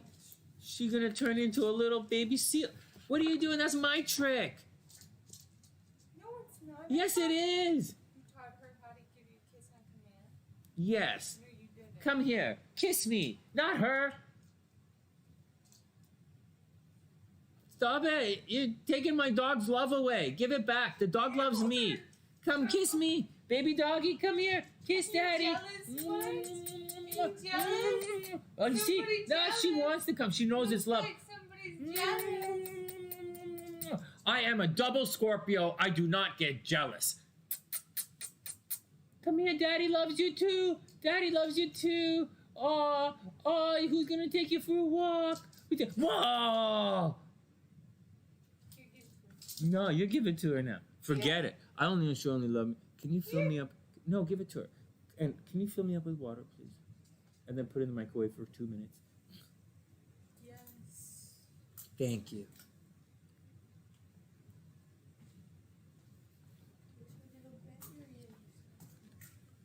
All that shit is on her bed area. I make her eat on that stuff. I make her eat on top of her black blanket. All right, next. Oh yeah, seriously, if that dog doesn't control her liquor soon, I'm gonna take her back to relab. Ah! All right. Well, I don't want to talk Erica and then KZ. We're gonna sit on Karen's chart for a little bit. The Oh man. Oh, that thing. Yeah, but she's gonna hang out with you. Okay. So I watched The Mandalorian yesterday. I believe I watched it yesterday or Wednesday morning. Whenever I came on before. Oh, that was yesterday. Was Wednesday. You said you wanted water in it? Yes, please, and heat it up in the microwave, please. And cinnamon? Yes, please. The when was I? Oh, live. I guess I was live yesterday. I watched The Mandalorian, the season finale of The Mandalorian. It was awesome, awesome. Which is great news because season one, there are two seasons, two complete seasons. Season one was a little stupid. The show didn't really make sense. There were so many ways they could have gone that would have been so much better than what they did. But like, I stuck with it because what the hell? Because I'm a fan of Mandalore and I believe in the way. Oddly enough, Disney somehow figured it out. Anyways, whatever. And then, so season two was great. I really resonated with it. It was a guy with his kid and he was trying to find a teacher for his gifted kid. That means a lot to me. And then he found a teacher and she didn't want to teach him because the kid liked his dad. What do you mean you're not going to teach my kid? Just because he loves his dad, you're not going to teach the kid? It's fucked up. Jedis are fucked up. And so, seriously, Jedis are fucked up. And so, that's what had happened. Oh my God. I would hate to I would have to wear, you know what? Jedis are so fucked up. I gotta say, this might be a little off color, but I just want to say, if you ever shower at like the Jedi temple, you know, that giant communal shower, I wear fucking boots, man. What do you mean Jedis aren't allowed to marry? Same if I ever had a shower at a fucking church. I don't even know if churches have showers. Do churches have showers? I'd wear fucking boots in there if I were you. Anyways, and not rubber boots. Yeah, maybe rubber boots. Well, okay, whatever. Next. The reason I'm telling you this is the season finale was awesome. You know, when they had Luke Skywalker, real nerd stuff, real fanboy, Star Wars fanboy stuff. But the juxtaposition is today, hey Donald, what's up? Today, I watched this, and I guess it's not the season finale of the new Star Trek. Star Trek with that chick in the future. And so, it's not Voyager, it's Star Trek with Michael something, and so they had 2 episodes because Michelle Yeoh is leaving the show, I guess.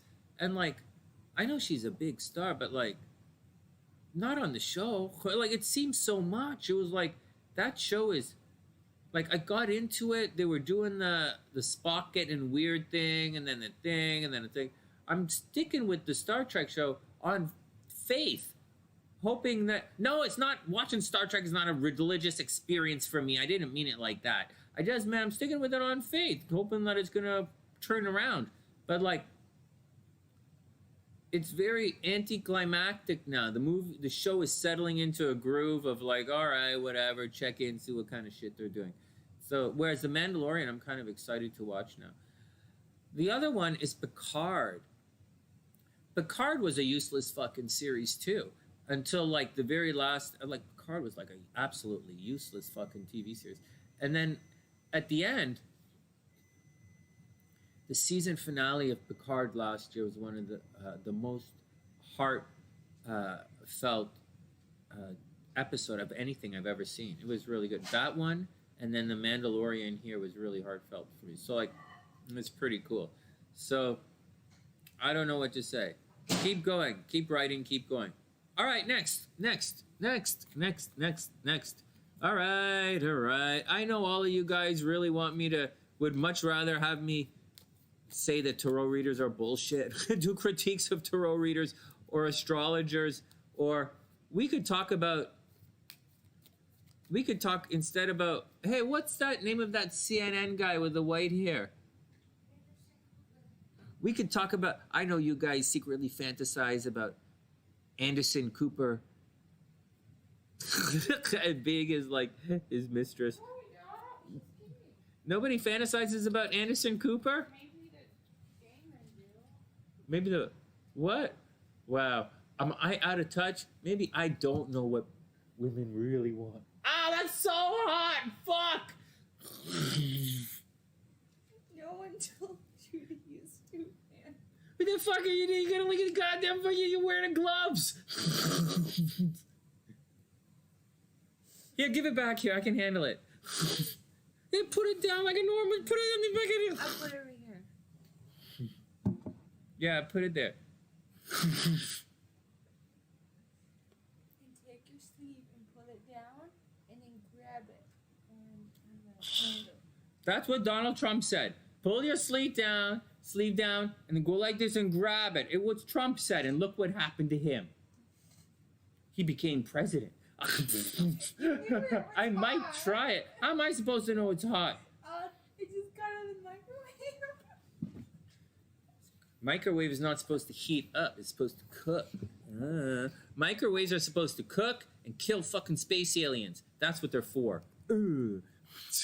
Whatever. Next. Erica's up. Yeah, Anderson Cooper. Yeah, I know you guys get. He's married. Oh yeah. Yeah, he adopted a little boy. How long has he been married? A long time. I know they adopted a son though. That's cool. Okay, Erica's up. Erica's up. Then we're gonna do Karen's chart for a little bit. Remember when I said I've never seen anyone that looks like more signs than Anderson Cooper? Yeah. Yeah, he's got a great face for TV. For that show type of TV. He's got a good voice for radio though too. Yeah. Well, he's obviously studied. He's a pro, right? He looks like he practiced and studied. He seems anally retentive. He's not one of those guys who just goes and does it. Like this. Yeah. No, he's a pro. You know, those guys, there's people, you know, those guys obviously paid to get on the show. Obviously. If you don't have some, if you're not getting, at that level, if you can't get sponsors to the show, you're not on the air. And so, but those guys they work on their craft. All of those guys, even those fucking retards, some of those retard Fox guys and some of those bullshitty guys, you can tell the difference between those guys and most of the motherfuckers on YouTube. Most of the motherfuckers on YouTube, they sit like this, they go like this, and then they start talking like this. You know, they're talking like some high school chick, and whether they're male or female it's like or. Barbara Walters and that some voices like you really know. Yeah. Like they've been doing it for so long. You just know. They just Mhm. they stay in the game. Yeah, Anderson's gonna be a long time. Yeah. They want to know his sign. Can you remember his sign? Anderson? He's a Libra, isn't he? No, I thought he was. One sec, we thought it- I think he's a Taurus rising? He's a Libra / Scorpio rising. Oh my God, he's like Eric Kazizi. He's a Libra Scorpio rising. SLC thinks he's a Libra. No, he has Scorpio in his first house. Oh, so he he's looks right. like both. Libra, he's a Libra rising. Scorpio intercepts the house. But he also because he has that stare, you know. Yeah, he's got the Scorpio stare. Yeah, Kooks, he is precise and practical. But he also looks like a Taurus and a Capricorn. Yeah, he looks like he does. He's got a meaty, almost a muscle. Like He has doesn't face. laugh He, at all. he He's seems to very have muscles serious. under his skin, right? Which is a very Taurus kind of thing, He's right? very serious. Whereas me, Scorpio doesn't have muscle under his He's skin. very serious and critical. Remember you? Yeah, I might have a Virgo thing. All right, everybody, come on, let's read Erica's cards, because then we got to get to Karen. All right. Heather has a Libra creep out face.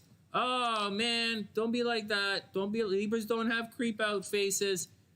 Got the Libra stare. Oh, yeah, you guys want to know what the Libra stare is? You really want to go there? You really want to go there? That's exactly what it is. It's exactly what it is. The Libra stare is this.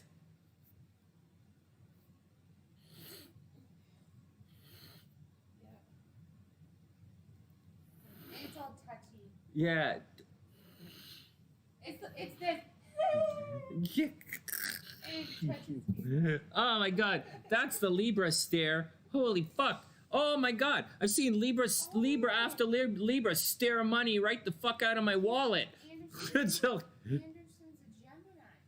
oh yeah, he's a Gemini. Oh yeah, my mom likes him. He's a Gemini. My mom talks about him all the. My mom likes him. He's a Gemini. Libra rising, Aries moon. My mom says that all the time. He's a Gemini like me. I like him. And like Gemini, there's like. Scorpio in his first house. Yeah, he's a Gemini Libra rising. So that totally makes sense. All right.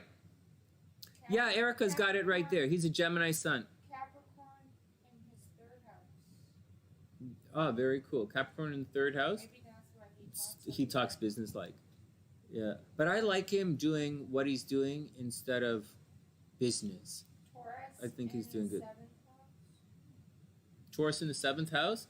Yeah, stable relationships. All right. Everybody calm down. Let me finish reading Erica's cards. And we'll get to Kook's transits here. All right. Oh, back it up. Back it up. Back it up. Back it up. All right. Erica is up. Erica, the moon card. Uh-oh. This is kind of obvious. So, Erica, take it with a grain of salt. Seriously, grain of salt. The moon card. Guys, we'll do Anderson Cooper's chart. Maybe we'll do it tomorrow. If you guys remind me. We'll do it tomorrow, and we'll really look at it, and I'll make a video for it. He's got Mercury and Venus in Cancer. Mercury and Venus in Cancer. Yeah, he seems like, because he seems like he could. Nah, he could be a crybear. He's a real take care of people guy. He talks like a Capricorn. He pantomimes like a Capricorn, but his heart is very caring, or else he wouldn't have adopted a kid.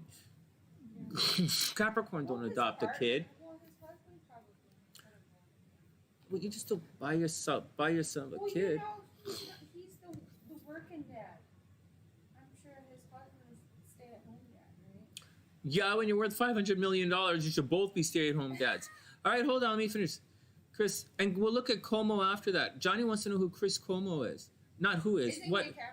what his signs are. You deal with that. He's a Sagittarius. You deal with that. I'm gonna check this out. I'm gonna finish this reading He's a here. Sagittarius, we looked that up. So for Erica, watch out.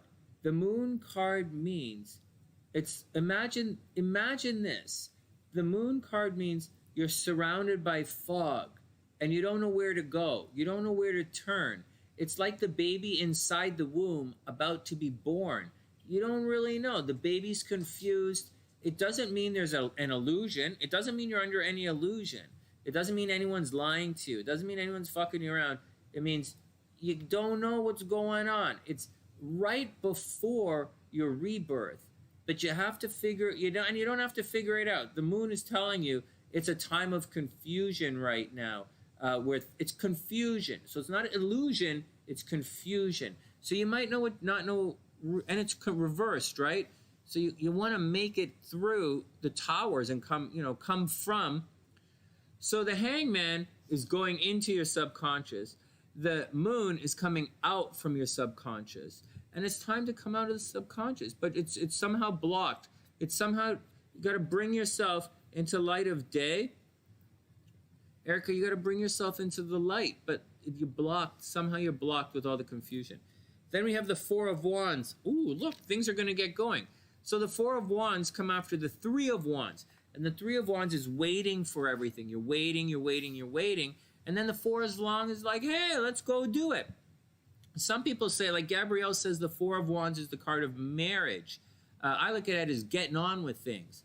It kind of is a happily ever after situation, but it looks like it's not happily ever after like the Ten of Cups, right? But it's like, it's time to get on with things. So maybe after a spell of confusion, maybe things are gonna click in your love life. Maybe things really are gonna click.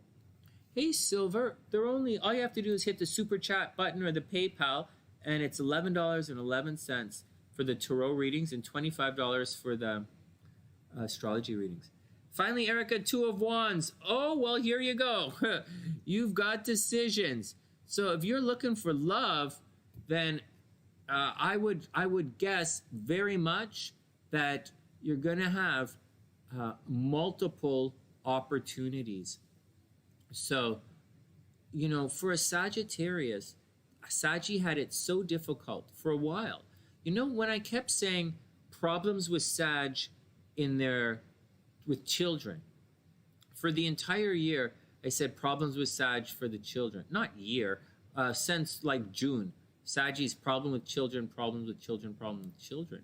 But problem with children in astrological language also means problems in your love life.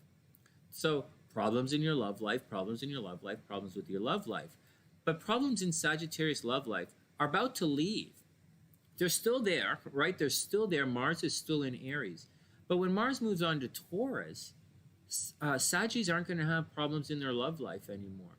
It's, what did I say? Yeah, when Mars moves into Taurus, Saggies love life is going to be pretty good. So don't rush into anything right now. Like 4 months ago, rush into something. Mars was retrograde, rush into it.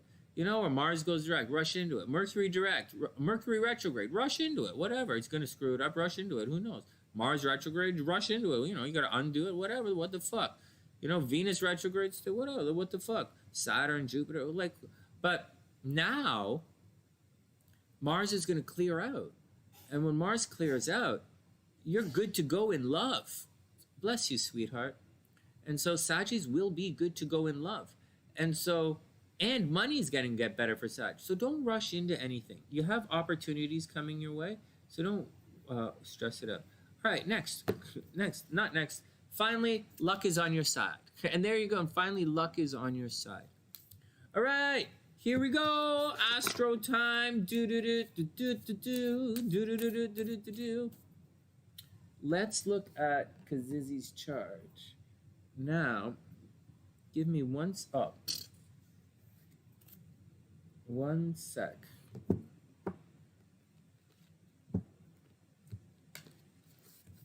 You are super welcome. Hey, Karidi, what's up? I hope you're having an amazing day. Okay, one sec. Hey, Johnny, we'll check it out, man.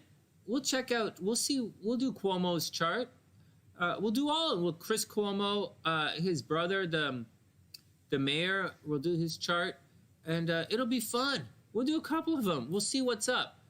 Maybe we'll stick. Mars is going to move into Taurus. I'll tell you in a sec. I'll tell you for real in a sec. I think it moves in the beginning of January, first week of January, but I'll tell you for real in a sec. Let's pull up. What the hell am I looking? Oh, here. I got to do this stuff from the class. Oh, and guys, just to let you know, for those who don't know, I totally fucked up class on Wednesday. I had to restart my computer, it was glitching. And then it was myself and Jisha were the only one there for like the whole night. And I thought Jamal was supposed to meet me afterwards. He wanted to talk afterwards, and I couldn't get in touch with him. So I don't know, man. So I don't know, but I don't know. But I do know it was my mistake. I totally screwed it up. Okay, here we go. Oh my God, you had a crush on Andrew Cuomo? Oh man.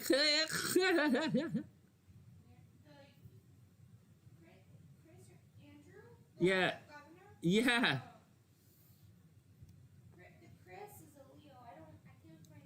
Chris is a Leo? Yeah, he talks like he puffs his chest out and he lifts his head when he speaks. Isn't he the youngest too?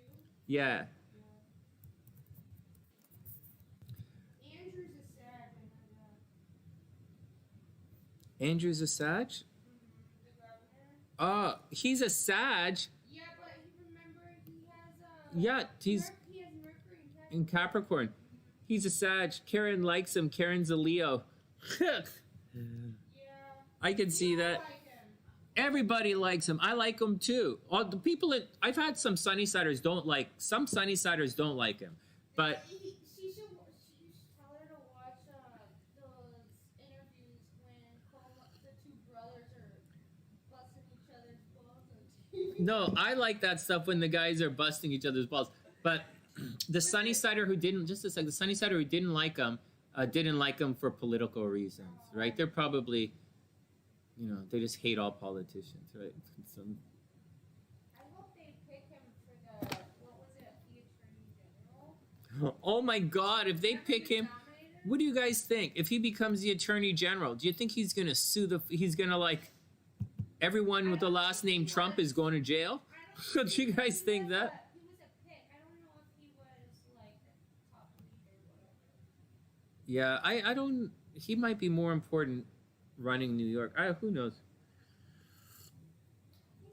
Yeah, he's the New York guy. Okay, one sec. I'm just pulling up Kazusi's chart here.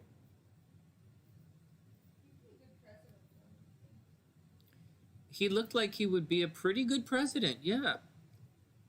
To be a president, you have to be able to handle more, right? New York State is a lot, but to be president, you have to handle 50 New York states.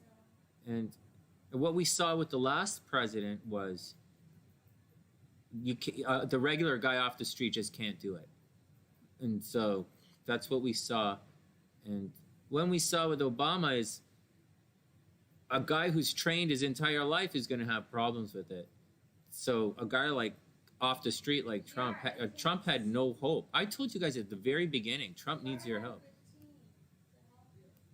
Oh yeah, you need a strong team. And that's where Trump truly failed. With all that bullshit from The Apprentice, he's truly has no fucking idea how to put a team together. Like he really has no fucking idea. All right. Oh, KZ should be last, right? You were saying, sweetheart, before I cut you? Yeah, seriously. What's the stupidest fucking thing? One sec, Zizi, I'm just pulling up your chart. I'm guessing you're under Z, but...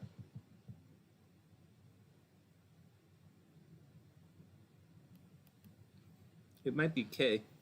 What happened? You deleted a message. What did you use? Capital letters? Why did that get deleted? His fake smile he paid for. I wonder why that got deleted. Who's fake smile? I don't know. But she got timed out from Streamlabs for some reason. I don't know. All right. No, I don't watch that stuff either. Let me just dig up Karen's chart. I'm looking for it.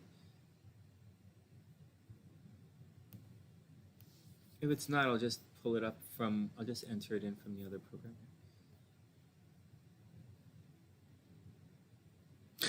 You gotcha. They pulled you, Streamlabs pulled the Janet on you. She wiped you like Janet. I don't even know why you did that. Well, I can't figure out why they did it. Okay.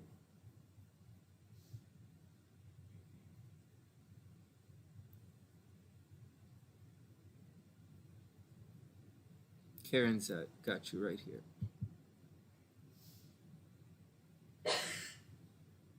Oh, wow. Wow, this is going to be fun. Check this out. Karen has... Streamlab wants to be jealous and he's got to get attention.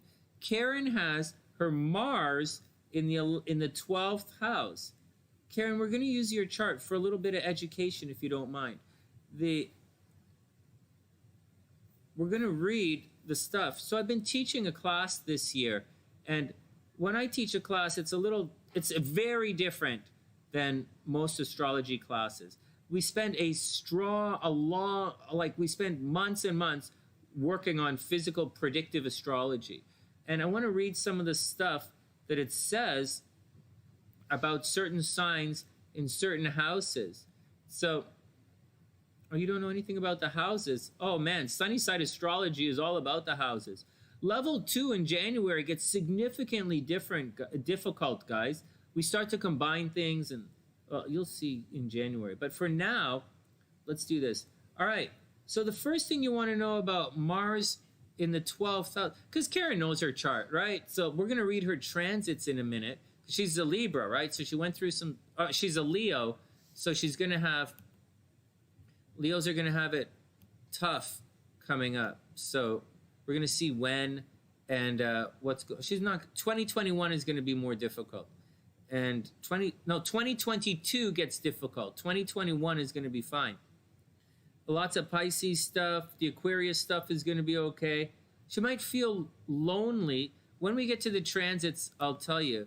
But you might feel lonely this year. You might feel lonely this year.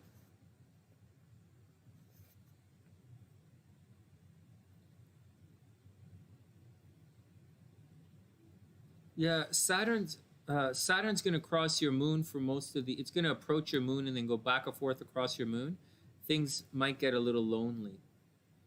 2022 is going to be the difficult year, but I think you know that already.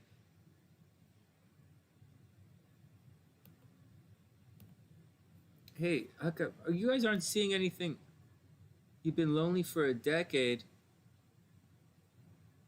Well, you know how life goes, right? So,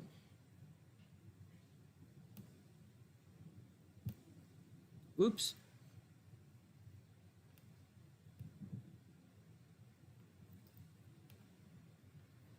Okay, so we're going to spend a minute and talk about this. This is a big one. Mars in the 12th house. Mars in the 12th house. Guys who have Mars in the 12th house tend to get accused of things all the time, but they're not guilty of it. They're innocent. Mars in the 12th house, it's a lot of being falsely accused. It's a lot of gossip behind. It's not gossip like talking behind the scenes. It's a lot of enemies coming. Like we all know Kazizi could be a spy, right? Like everybody knows that, right? Like like we all know that, right? Like this is not a secret. Everybody knows that. Mars in the 12th house, she's probably a spy. Biden's got all that 12th house stuff. He's obviously a spy. You know, Trump's 12th house has like 12 toilets in it, so he only has to flush one toilet, 12 toilets one time instead of one toilet 12 times. Oh my God. All right, whatever. Kooky 007. Yeah, seriously, Kooky 007. So, all right. So she could easily get, yep, this is her natal chart. And I'm going to read Mars in the 12th in a sec. But this was on the test. I put it on the exam just for a lark, right? A really neat, simple one to get out there, to make it kind of fun. And but it's an interesting one. In addition to that, she's got the Venus in the 11th house, right? She has lots of friends. The Sun in the 10th. She's super popular. Mars retrograde could be like, she might be like, people don't always understand her. She might temper her language a little bit, or her words get mixed up, or no one understands what she's talking about, or she doesn't get herself across all the time, her message across. But she's nevertheless she's super popular, and she lights up every single room that she enters. Because the Sun is in the 10th house. She lights up every single room she enters. She's obviously the boss at work. Money should be okay. Money should be okay for her down here, and she's extremely generous financially. Jupiter in the 7th house, not 8th house. Jupiter in the 8th, extremely gracious financially. She's really good, gracious financially. Down here indicates problems with children.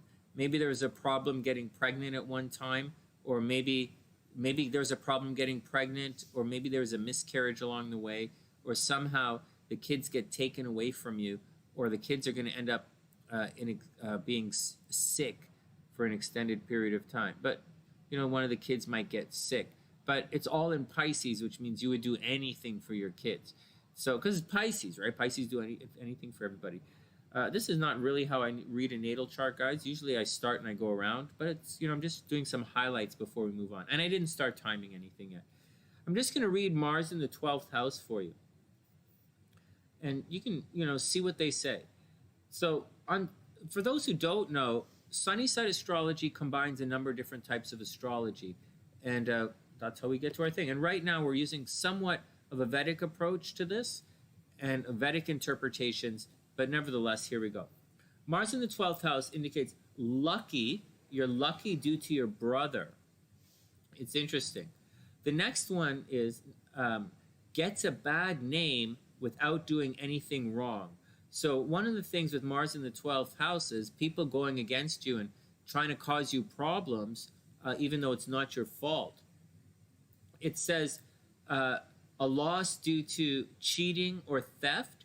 So you have to watch out for anyone would spend time with their family. Oh my God, but you're Pisces. What are you talking about? There's lots of guys who say that to the Aquas. No, anyways. Okay, here we go.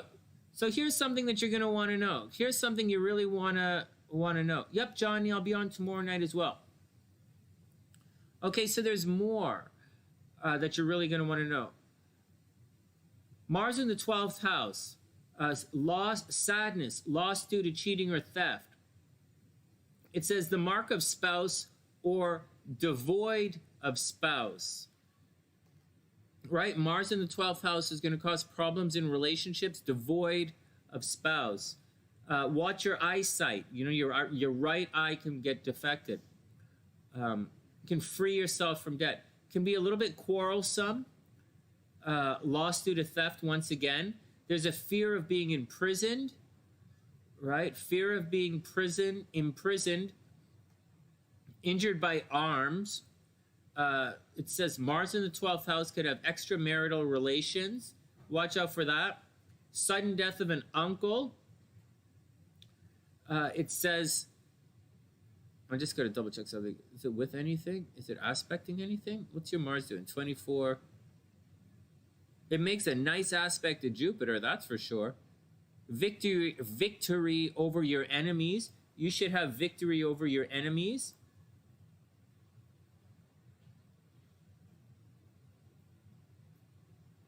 Okay. So here we go. It says, if it's in a female horoscope, you can have eye problems, foreign travel. There's going to be problems in the marriage, right? It takes away from the marriage, expenditure for a bad cause. Watch yourself for being, getting ripped off. It says, take this all with a grain of salt. It says, in a female horoscope, Mars in the 12th house can be someone who's a widow. Text the quote unquote widow, separation, widow, separation, fond of drinks. So watch out for it. Anybody who has their Mars in the 12th house, watch out for your partner going belly up on you. And I'm not talking about belly up like on Valentine's Day. What guys always make it so gotta do it all like blah. So, no. But I guess it's better if your partner goes belly up on Valentine's Day than ass up. That's going to get weird. You're not going to look like the picture, I tell you that. Anyways, it's interesting. It's interesting. No, I'm totally with you, Kooks. So watch out for it. Mars in the 12th house can nuke your bow. Oh yeah, every time Mars transits SLC's 12th house, oh my God, I jog past the hospital twice a day, just in case. Oh my God,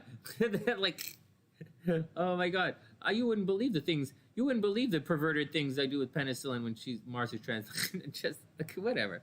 Let's see what else is going on. Moon in the 4th house, obviously, homebody, right? This working at home is probably. It's probably nice. I know you'd rather have your girls around, but like Moon at home with your girls around would have been awesome. We're not going to do this one because this is a retrograde thing, and we're not really doing with retrograde stuff in the class right now. We'll look at Venus in the 11th house.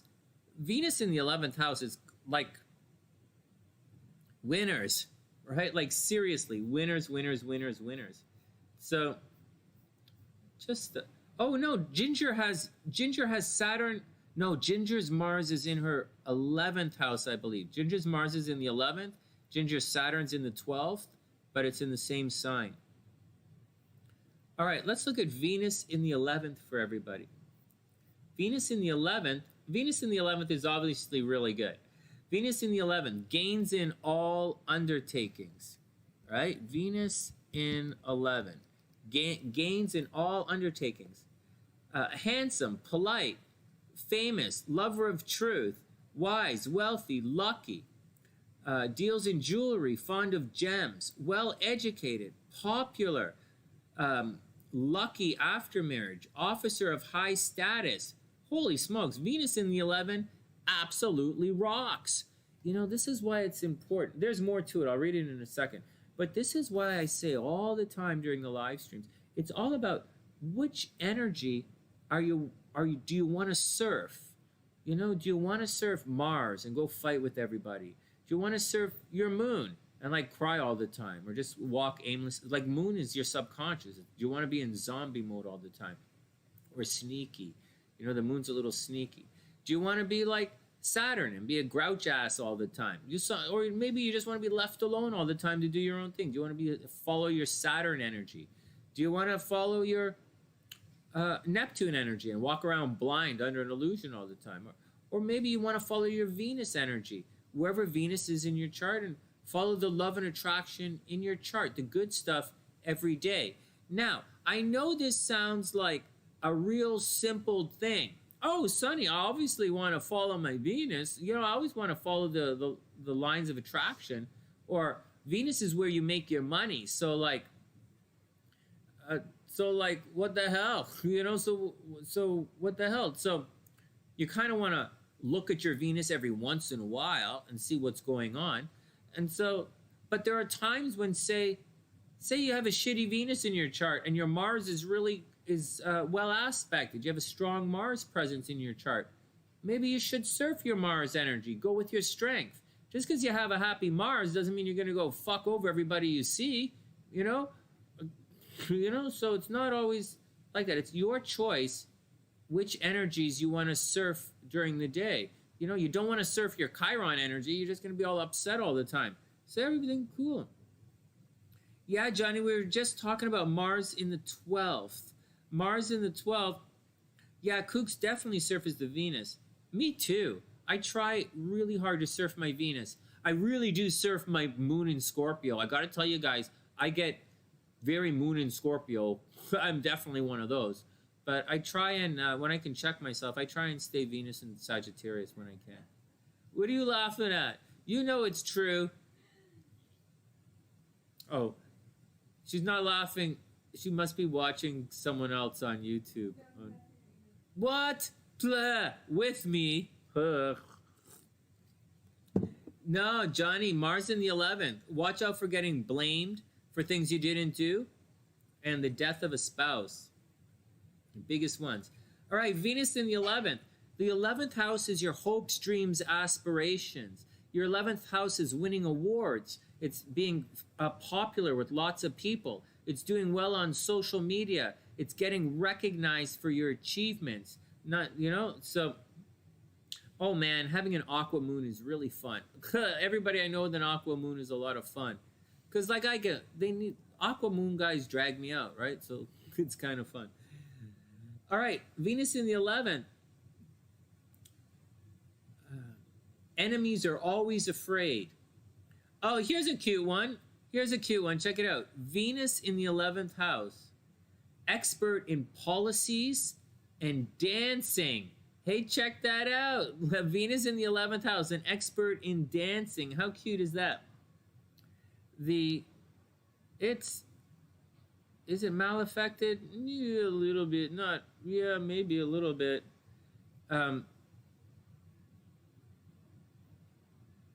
Lord of the 8th. No. Okay, in a female horoscope, wealthy, happy, more numbers of daughters. You'll have lots of daughters with Venus in the 11th house. Influential, prosperous, always interested in gaining knowledge, gains without any fault. It's easy. It says you can be the owner of a number of houses. You know, maybe you'll help your kids buy a house, or maybe you'll buy another retirement property somewhere. Maybe you'll buy a retirement property in like Hawaii or something. or Mexico or Hawaii or something. Knowledge. The joke is knowledge of dancing. The funniest thing I'm seeing is it says dancing twice in here.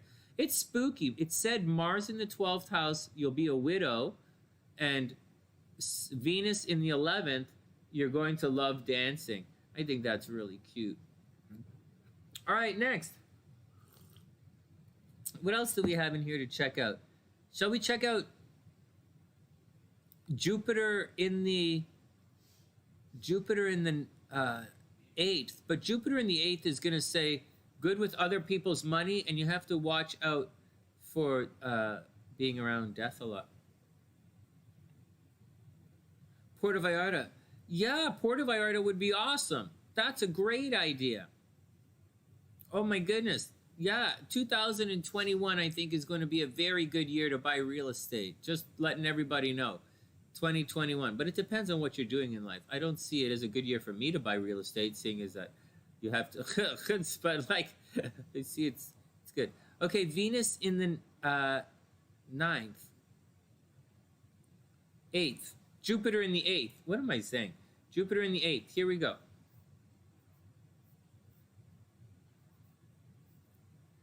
It says Jupiter in the 8th. It says good health, happy, patient, charming, intelligent, possibly a writer, often in service, right? 8th house, other people's monies, other service to others. Excuse me. It says you have to watch out for sex problems, obviously. 8th house, always watch out for sex problems. It says you could be an astrologer. It says sometimes you're not as lucky as you want to be. It might feel as if you're not lucky. You see, the 8th house is not really that good of a house. I used to think having beneficial planets in the 8th house would be great, but it doesn't. If you have Venus in the 8th house, like the 8th house is death. So it's other people's money, it's joint finances, but it's also death. So if Venus is in the 8th house, you're going to attract death. If Jupiter's there, you're going to attract lots of death. So it's not really what people think. It's every time I go to some place which moves, in relationship astrology with, like every time I'm in Calgary, either someone dies or I'm there because someone's in the hospital. Every time. And so it's one of the reasons I don't move to Colorado, so we can if we moved to Colorado, we could ski in the winter and go jogging in the summer. It would be great. It's not as good as Vancouver. Ski in the winter and jog in the winter would be nice too. But Colorado's, anyways. So, but I don't want to be at this point in my life.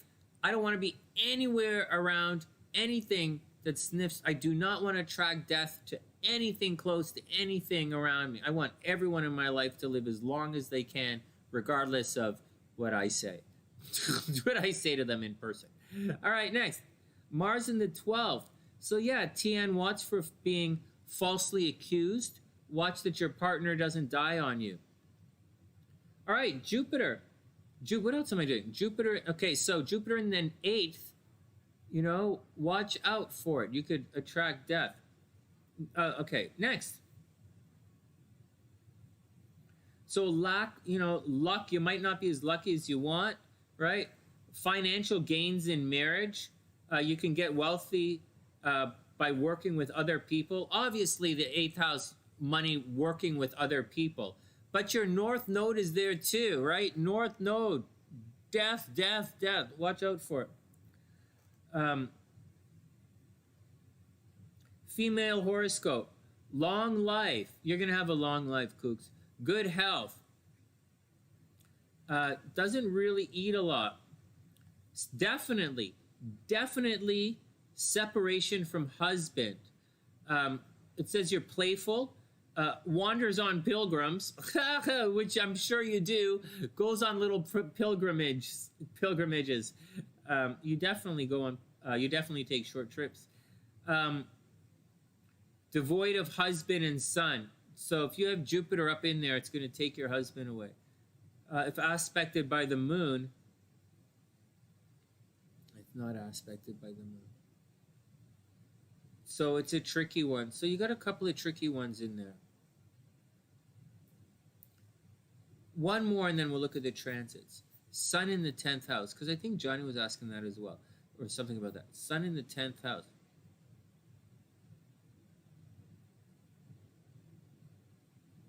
You'll have to live 127. Oh man, I don't want to say anything about. I don't know. Do I miss Canada? No, man. It's all the same. Canada is such an extremely diverse country in so many ways. Like, you know, Vancouver and Toronto are such different cities. It's not even like they're so night and day. And Montreal is like a completely different country. And so it's not really like I've lived in different cities in my life. So there's nothing really to miss about Canada. Plus, Chicago is like Canada. This is the most American. Chicago is the most. Bless you, sweetheart. Chicago's the most Canadian American city I've ever been in my life. Like it's not Canadian. It's very clearly not Canadian. You can tell by just walk down the roads. It's very not Canadian, but like it looks American. But it's got a very Canadian vibe to it. It's nice and chill. Everyone's fairly friendly. It's a little more standoffish than Canada, but it's pretty cool. It's a lot like it. There's snows in Chicago, so that's not a problem. There's not. The difference is Toronto. Like the differences are Vancouver's right on the ocean. And it's beautiful beyond anything you can imagine. Vancouver is one of the most beautiful places in the entire world. It's spectacular there. And it's very expensive, though you guys would not believe how expensive it is there. But it's expensive. And then Toronto is like a very futuristic city. It's not like Japan or anything, but it's kind of moves into the future really fast. It's pretty cool. It would be like, if you imagine, Toronto would be like the most futuristic American city. It's not like Japan or London or something like that, but compared to any city in the United States, it's kind of like the future. When you drive in and everything, you drive in, the highway goes right through, just like Blade Runner. It's really cool. All right, but I like Chicago, man. I like it all. I just like to be close to SLC. Wherever she wants to go, I'll be there. Unless we got to go visit my in-laws. Fuck that. But that is a regular thing. I just joke. Unless wherever she wants to go, I'll be there. As long as I don't have to leave the apartment. Oh, man. Yeah, well, I can't go visit Papa Sunshine until the borders open up. We'd be there right now. Easily. I would be in right now. Right now, I'd be in Toronto. No, that's what I'm saying. She's saying the borders are closed. So, yeah, I would go there. But, like, I have to stay there for 2 weeks. Normally, I would go for, like, 2 weeks and then have SLC come and get me. But, like, you can't, like... Then we'd have to stay there for, like, a month and a half. Like, we can't do... Like, my turtle's going to die. My turtle just woke up. My turtle just woke up. I got to feed her, like, 4 times a day now. You know? Rocks don't feed themselves. You would think a rock would feed itself. But it doesn't. And so... Yeah, well, she was kind of sleeping with her eyes open. It's weird. Turtles walk around in this real zombie mode and don't eat for like a month. They're like, they hibernate, and when they open their eyes, I think they call it bruxating. They're like alive, but they're not eating. And it goes on for a month and a half. It's really weird. I remember the first time I went through it, I bought her so much food, so many different brands of food to try and get her to eat. I like, you know... Oh, like I did so much. And then I finally realized it's okay. And then now she's awake. Like she's done it before, right? So I'm pretty cool with it. But this time, I mean, she's awake now. She just woke up a couple of days ago. Like really woke up. And I fed her a little bit of boiled egg to get her stomach working again, just a little bit. And then a little bit of river shrimp. You're getting kisses? What? She don't kiss me no more. My turtle don't kiss me no more. She kisses me like this. Like, what the hell? How do you kiss me like that? All right, here we go. Let's continue. Sun in the 10th house.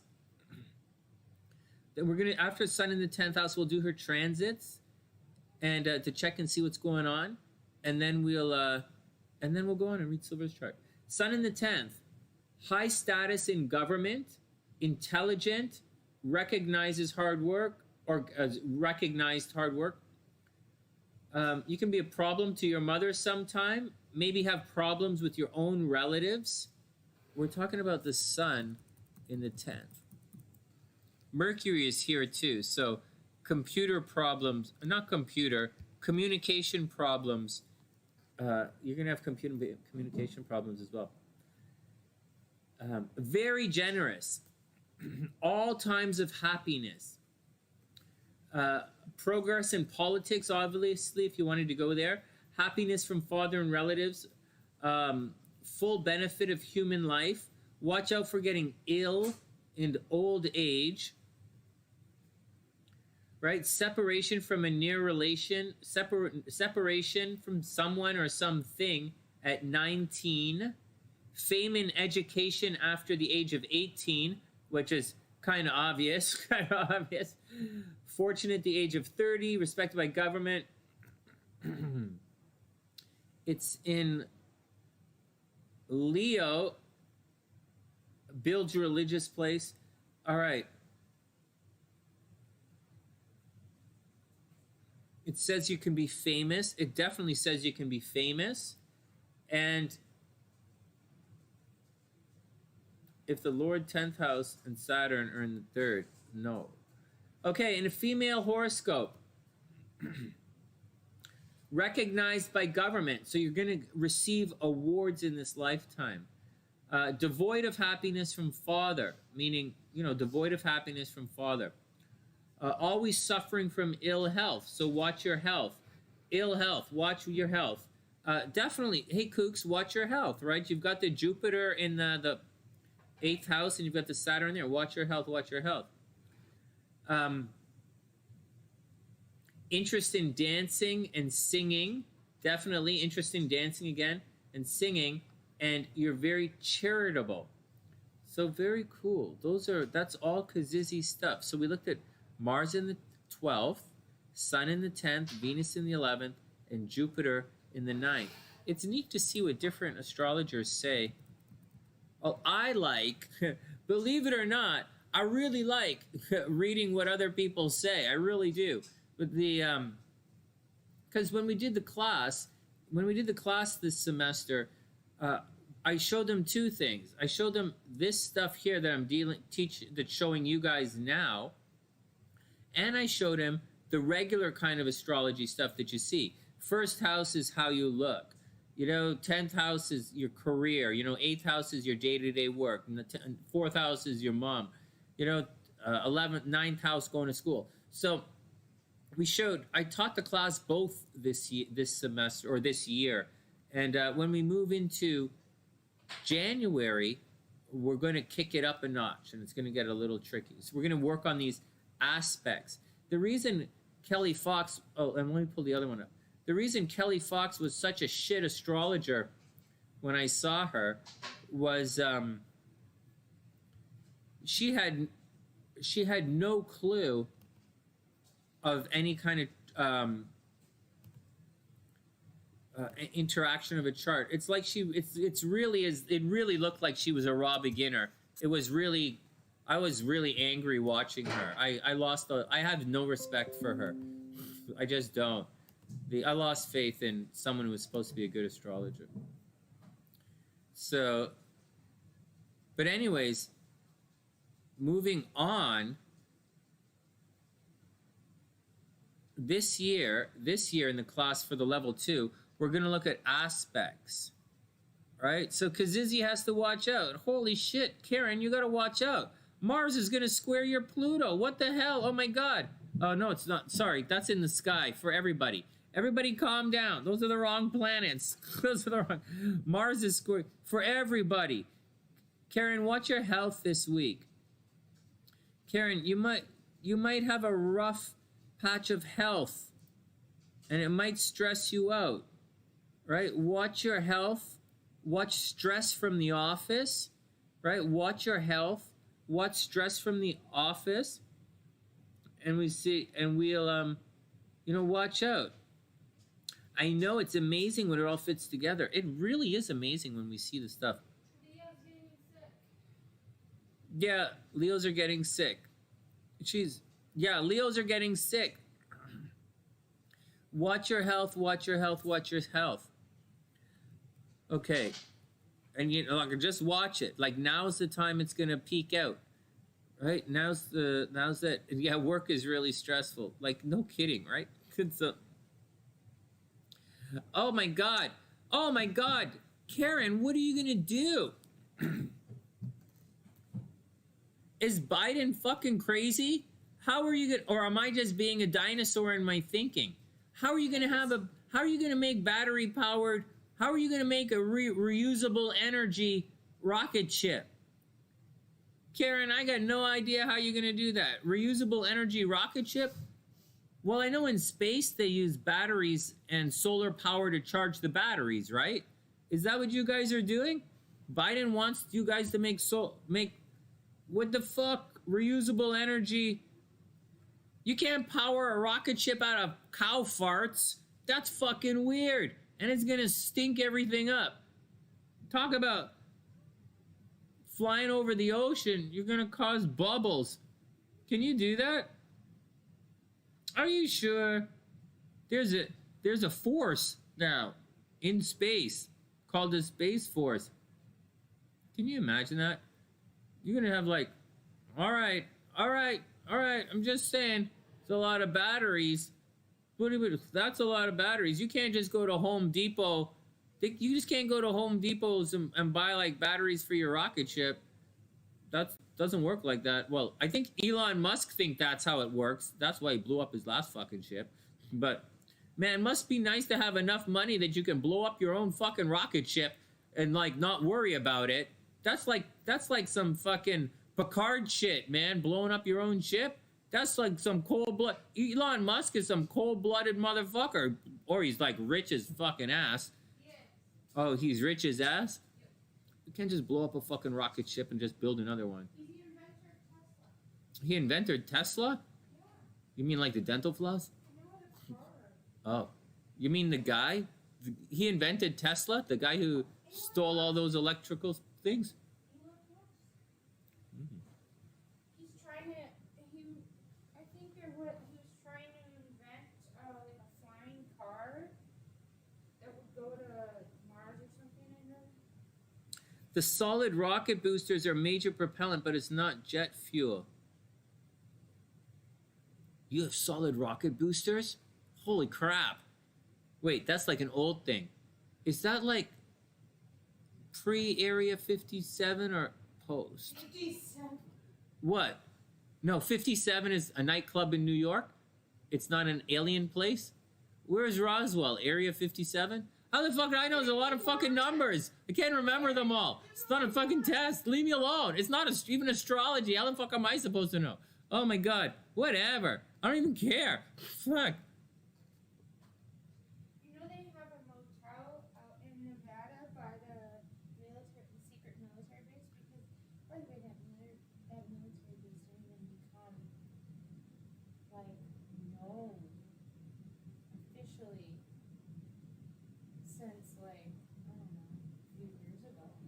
I know exactly It's what top happened. secret. Nobody knew about it until some hippies tried to grow weed on the land and they fucking said, get that shit off They here. have a little motel out there, and guess what it's called? Mm-hmm. The little Inn.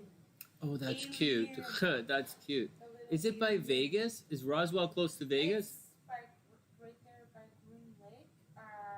Don't look at me like that. You don't know where Alberta is. And Gretzky won all those Stanley Cups. I vaguely know where. You don't even know what a Gretzky is. What's a Gretzky? That's like, what's a poulet? Area Kooky? Oh my god. I don't think it's. Area it's in the middle of the Casey. desert. I don't think it's. Yeah, they probably wouldn't test It's nuclear like bombs by a northern- major city. Not even Trump would Yeah. test nuclear bombs by a city. Can you believe that motherfucker wanted to launch a nuclear bomb into a hurricane? That's just a fucking mental. He legitimately wanted to launch a nuclear weapon. Trump wanted to explode a nuclear bomb on American soil to stop a fucking hurricane. You didn't know that? How would that stop a hurricane? It might stop a hurricane. It might blow the fuck out of everything. It wouldn't stop a hurricane. It would explode, and because it's an explosion, to make it work, it would suck in everything. It might make it worse. I don't know though. All right, let's go on. Let me finish this. Separate it into 2 hurricanes. It could separate into 2 hurricanes. That would be good negotiation. Guys, that would be good meeting. You guys go into a corner and talk. All right, hold on. Let me finish this. Spacecraft run on liquid. Yeah. Oh, they run on liquid hydrogen and liquid oxygen. Yeah, liquid hydrogen and liquid oxygen. And put out water. Oh, whatever. Whatever. You know what they do? Kooks, you need to design a rocket ship that runs on methane. And then you could just fill the engines with cows and pigs, and then you could like run the engines off their like farts. And then you'd have pigs in space. There you go, just like the Muppets. You would have pigs in space. I know, Sonny, I know. We already tried it. We tried it. The Russians beat us to it, and then the Chinese copied them, and then it was all a bad idea. All right, I get it. And what are you going to do with a cow in space anyways? They're just going to sit there, and then you got to get the grass. And Pig. well, cows and pigs. You're going to put a cow in space? Why not? They got to get there. They don't tip over. We don't want to tip no cows. Oh, right. You're going to have trouble righting the ship. So the ship is going to tip over all the time. All right. Maybe that's what happened to Elon Musk. All right. Oh, my goodness. Hey, sweetheart. Kooks is saying he did want to nuke the hurricanes. It's an old school idea to disrupt weather patterns. But they shut it down 50 years ago. Oh, my God. 50 years ago. Oh, my God. All right, everybody calm down. Let's get back to the chart. I'm just goofing around hanging with Karen. I haven't seen her in a while, and she's a long, long, long time Sunny-Sider. Okay. Let's finish up your chart, and then we'll do Silver's reading, and then we'll get out of here. Let's see what's going on. So what are you going through? Let's see if there's any stress. So we're moving into this. Okay, we're moving into the fixed signs. The fixed signs. And that's your... So everything right now is okay. But what's going to happen is... And everything is okay for this year. Right? You're not going to be too stressed out. Maybe towards the end of the summer... Saturn is going to make it back to this 13. You remember Gabrielle said, why is this happening so often? Like, what's going on? You know, she's like, how come? She's like, why? She's the thinking is that, why is the Saturn return? She wants to know why the Saturn return takes all year long to go through. And I think that's a legit question. So check it out. We'll use this screen up here. So check this out. Down at the bottom, watch the planet. So Karen's moon is at 13 degrees. So Saturn down here is going to approach her moon. But it might not get to her moon. It might or it might not. Let's just look at the chart and see how far it actually gets. So we're going to do this 1 week at a time. And it's going to take a while. Moving along. Here we go. So we're moving along. Saturn, blah, blah, blah, blah, blah, blah, blah, blah, blah, blah, blah, blah, blah, blah, blah. It's getting there. It's getting there. It's getting there. Right at 13 degrees. So Kooks, in May, your moon is going to come under attack this year in your astro sector of your home. So either something is going to happen to your home, right? Watch out for floods, right? Watch out for trees falling down and hitting like something. Watch out for windows breaking. Just watch out for some problems at the home. And also with your emotional state. It doesn't feel good when Saturn crosses the moon. It's going to make you bummed out. You're going to be bummed out and blasé. Also, watch out for the health of your mom this year. Seriously, Saturn's going in. But right around May, it's going to peak. Squaring the band. Squaring Pluto. Sounds like watch out here. So right around May 2nd, can you guys see this? Oh, you can't see the date. It's up here under my face. Right around May 2nd, it's all going to peak out. But as I move forward, oh, shit in hell. So here, to answer Gabrielle's question, watch this. Karen, it's going to cross your moon. It's going to cross twice. It's going to bump up against your moon at the beginning of May, and then you're going to see it turn red. And then it's going to go retrograde, and you're going to be like, fuck. Right? And then it's going to sit on your moon and then go backwards a little bit. So you're kind of in the shadow period a little bit right now. Well, I'll tell you, we're not in the shadow period. The shadow's different. I'll talk about that another time. And that's what it is. So if your moon, or say your Saturn is right here on this line. Say your Saturn is anywhere between, if your Saturn is anywhere between 6 or 7 degrees Aquarius, all the way up to 12 degrees Aquarius, then Saturn, if your Saturn is anywhere in the first decan of Aquarius, your transiting Saturn is going to cross your Saturn 3 times. 1, back, 1, 2, 3. Then you're out of it. Just like this year, oh, the mom's house, a true concern. Oh, that's not good. Just like this year, the Pluto motherfucking, the Jupiter fucking Saturn thing already fucking happened in January, and we talked about this for a million fucking years, and not only we fucking talk about it, all the goddamn astrologers and tarot readers started talking about it at nauseum for the entire fucking year, and now that it's happening again, it's like kumbaya, they're blind to the fucking, that are, so that's already, so this is, it's happening, it's going through a couple of times, and for, that's the, what's going on. So any fucking astrologer who's bugging the fuck out of Gabrielle saying, oh, it's supposed to happen in a day or the generation, just look at the fucking chart. It's right here. I'm showing you what's going on. I don't know what the fuck they're looking at, but they're not doing astrology. Holy fuck. What's relocation? How could you not know what that, look, Wikipedia it.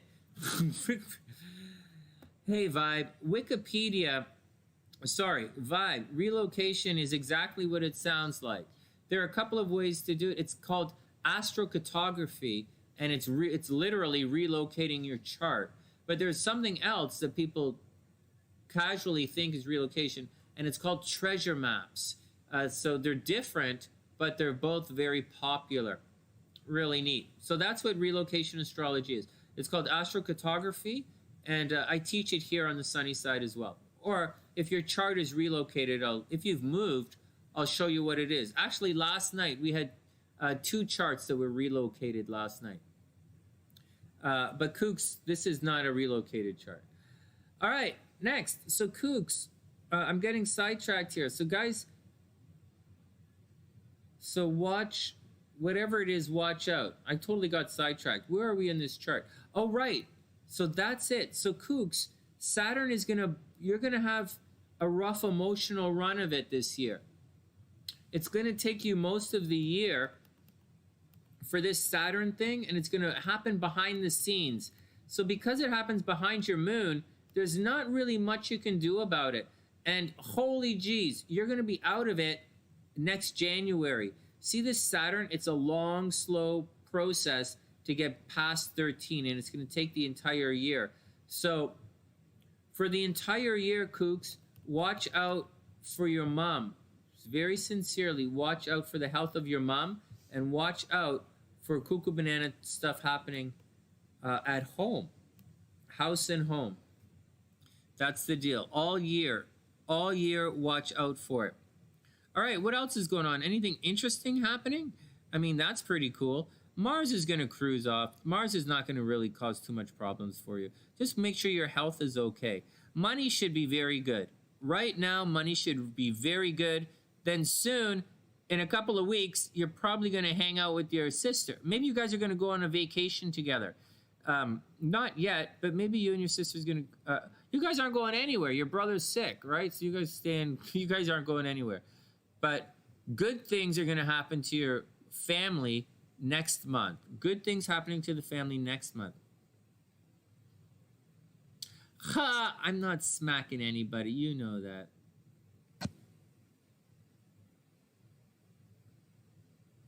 I said you'd be out of your Saturn return in January. All right, give me 1 second. I'm gonna put an end to this right now, and then I don't want you ever to ask me again. I will do this. I will do this to put this to rest, and I will show you, and then I don't want to ever hear you ask me this question again.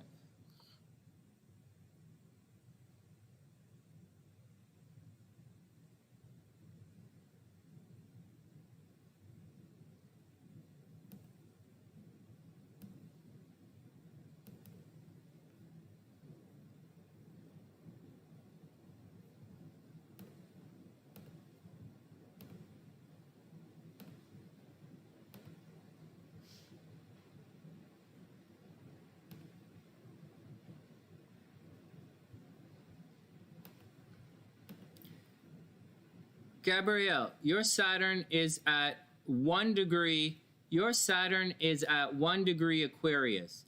Your Saturn is at 1 degree Aquarius.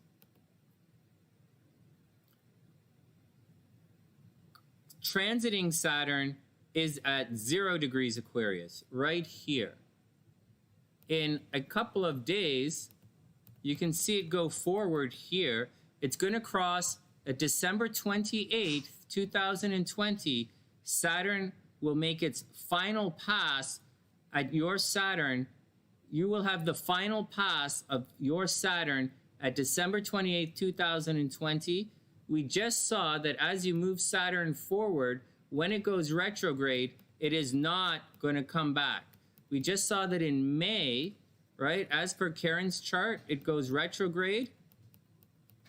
Right there, Saturn hits 13 in May, and then it goes retrograde, and it goes back. And it goes back to 6 degrees. And it stops. It does not come back and cross your Saturn again. It does not. So you are out of it. The last pass is here. It's right. The last pass happens right. Oh, fuck, I hit the wrong button. Happens there. Now, the first pass happened right here. This is June 8th, 2020. So at June 8th, right here, no, April 20th, April 27th, back it up one more, back it up one more, back it up one more, right here, right around the second week, April 13th, 2020. Saturn makes its first cross at your Saturn. Then it retrogrades and it makes its last. I don't know who the fuck you're talking to, but they're absolutely fucking stupid. I don't want you to ever fucking ask me this question again. Look at the goddamn fucking chart and figure it out. Saturn crosses 1 degree in April 13, 2020. Then it goes fucking retrograde. You guys fucking talk about this constantly. It goes red. It's fucking retrograde right on top of your fucking Saturn. Then it goes retrograde. La, la, la, la, la. Every astrologer in the fucking planet talked about it. And then it goes fucking direct. We all fucking talked about it. And right now, it goes to 1 degree, December 28th. Don't ever fucking ask me this question again. Her teachers are stupid. Don't ask me that fucking question again. It's right here. Don't say, yes, Sonny, I said it because it is. Those other people are too fucking stupid to be talking to us. And I don't want to deal with stupid fucks. There's nothing that bothers me more. I just want to say there's nothing bothering me more than to have to defend myself against multiple comments from the fucking ignorati. You know? So go back and tell those other fucking people to pull up a goddamn fucking chart and show you what they're saying. Fuck. I'm tired of this shit. And you're a student in the fucking class. I hope, and I've shown you this. I hope it's clear. I've shown it on Karen's chart. I've shown it on your chart. Don't ever ask me this fucking question again. Yes. More ashwagandha? Are you saying more ashwagandha? I need to chill. Come on. This has been going on for weeks now. It's been going on for weeks. the question was, Sonny, you said, and someone else said you're wrong, Sonny. Well, I don't give a fuck. So go watch them, Gabrielle. Go watch them. I hope that makes it clear. I really hope that makes it clear in the chart. You should be out of it. But let me say something else. Let me say something else about astrology. I would imagine that some people, many pseudo-astrologers don't know the difference between applying aspects and separating aspects. They think going through your Saturn return means the separating aspect. It means if this is Saturn crossing Saturn here, they consider this your Saturn return. So they would consider, it sounds to me like these absolute morons that you're listening to consider the separating aspect your Saturn return. But I'm telling you, it's process. Going through the transit is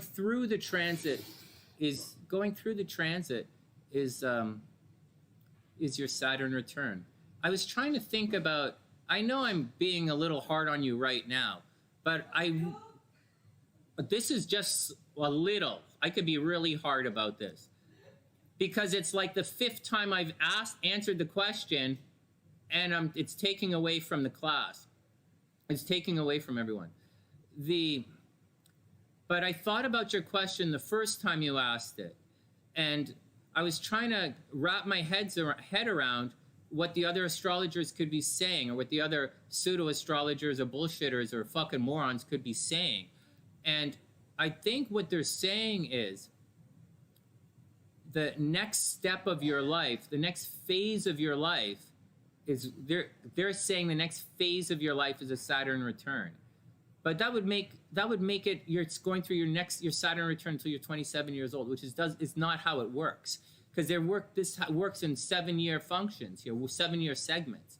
So you can't go from, say, you're going to be going through your Saturn return for the next 7 years, and you can't say you're going through it for the next 2 months. Like, it doesn't work. Like, it's not how it works. It's applying aspects and separating us. So if I think, trying to wrap my head around what those guys are trying to say, I think they're saying this time period when Saturn has gone past your natal Saturn, I think they're considering that your Saturn return. But for those with any experience in this, or those of anyone who is over 30 years old and has already gone through this, you will realize that no, right around your Saturn return is when your life changes. That's when it changes. It's not 2 years later, it's not 2 years before, it's right during that time. And the reason you in particular went through such a long Saturn return is because it's a long Saturn, it's a long transit. For some people, like say if you are born with your Saturn at 7 degrees, or say at 14 degrees Aquarius, it's not going to pass 3 times. Or Karen was at 13, so it's not going to pass 3 times at, it's not going to pass Karen's moon 3 times. It's only going to pass Karen's moon twice. It's going to come up, touch her moon, retrograde, and then touch her moon on passing again. So, but for you, it's different. It came right up, sat on, passed it, went back and forth, and it really did a number on you. But it's not just you. Other people, like there's an entire range of people that it's going through. But you really got to, so that should be the situation there. It's the movement of the planets, applying aspects, separating aspects. And I really don't know what the fuck those other guys are talking about. And I don't know if it's multiple guys or it's one person or what. But that's the deal. I tried to understand the question to see what they were thinking when they were saying that. But this is what a Saturn return is. Okay, let's move on. You can, 1 second. It's a return in astrology means the transiting planet crosses the natal planet at the time you were born, which is like what natal planet is. So your solar return is your birthday. Your Venus return is where Venus returns to every year. Your Mars every 2 years. It's where it returns to. I don't know what all this mystical kumbaya bullshit is, but that's what it means. It's a technical term. It's the same as stellium. People are like, oh my God, this is not a stellium. There's a technical definition. You know, it's not. It like what it means in your life depends on your chart and the transit. What's going on with your chart. So everybody means something completely different. Everyone has a different Saturn return. Everyone has a different Venus return. Everyone has a different solar return. But the definition is pretty textbook. So you're getting whoever's, and it's not a kumbaya definition, and it's not fucking subjective. A return is a fucking return. Yes.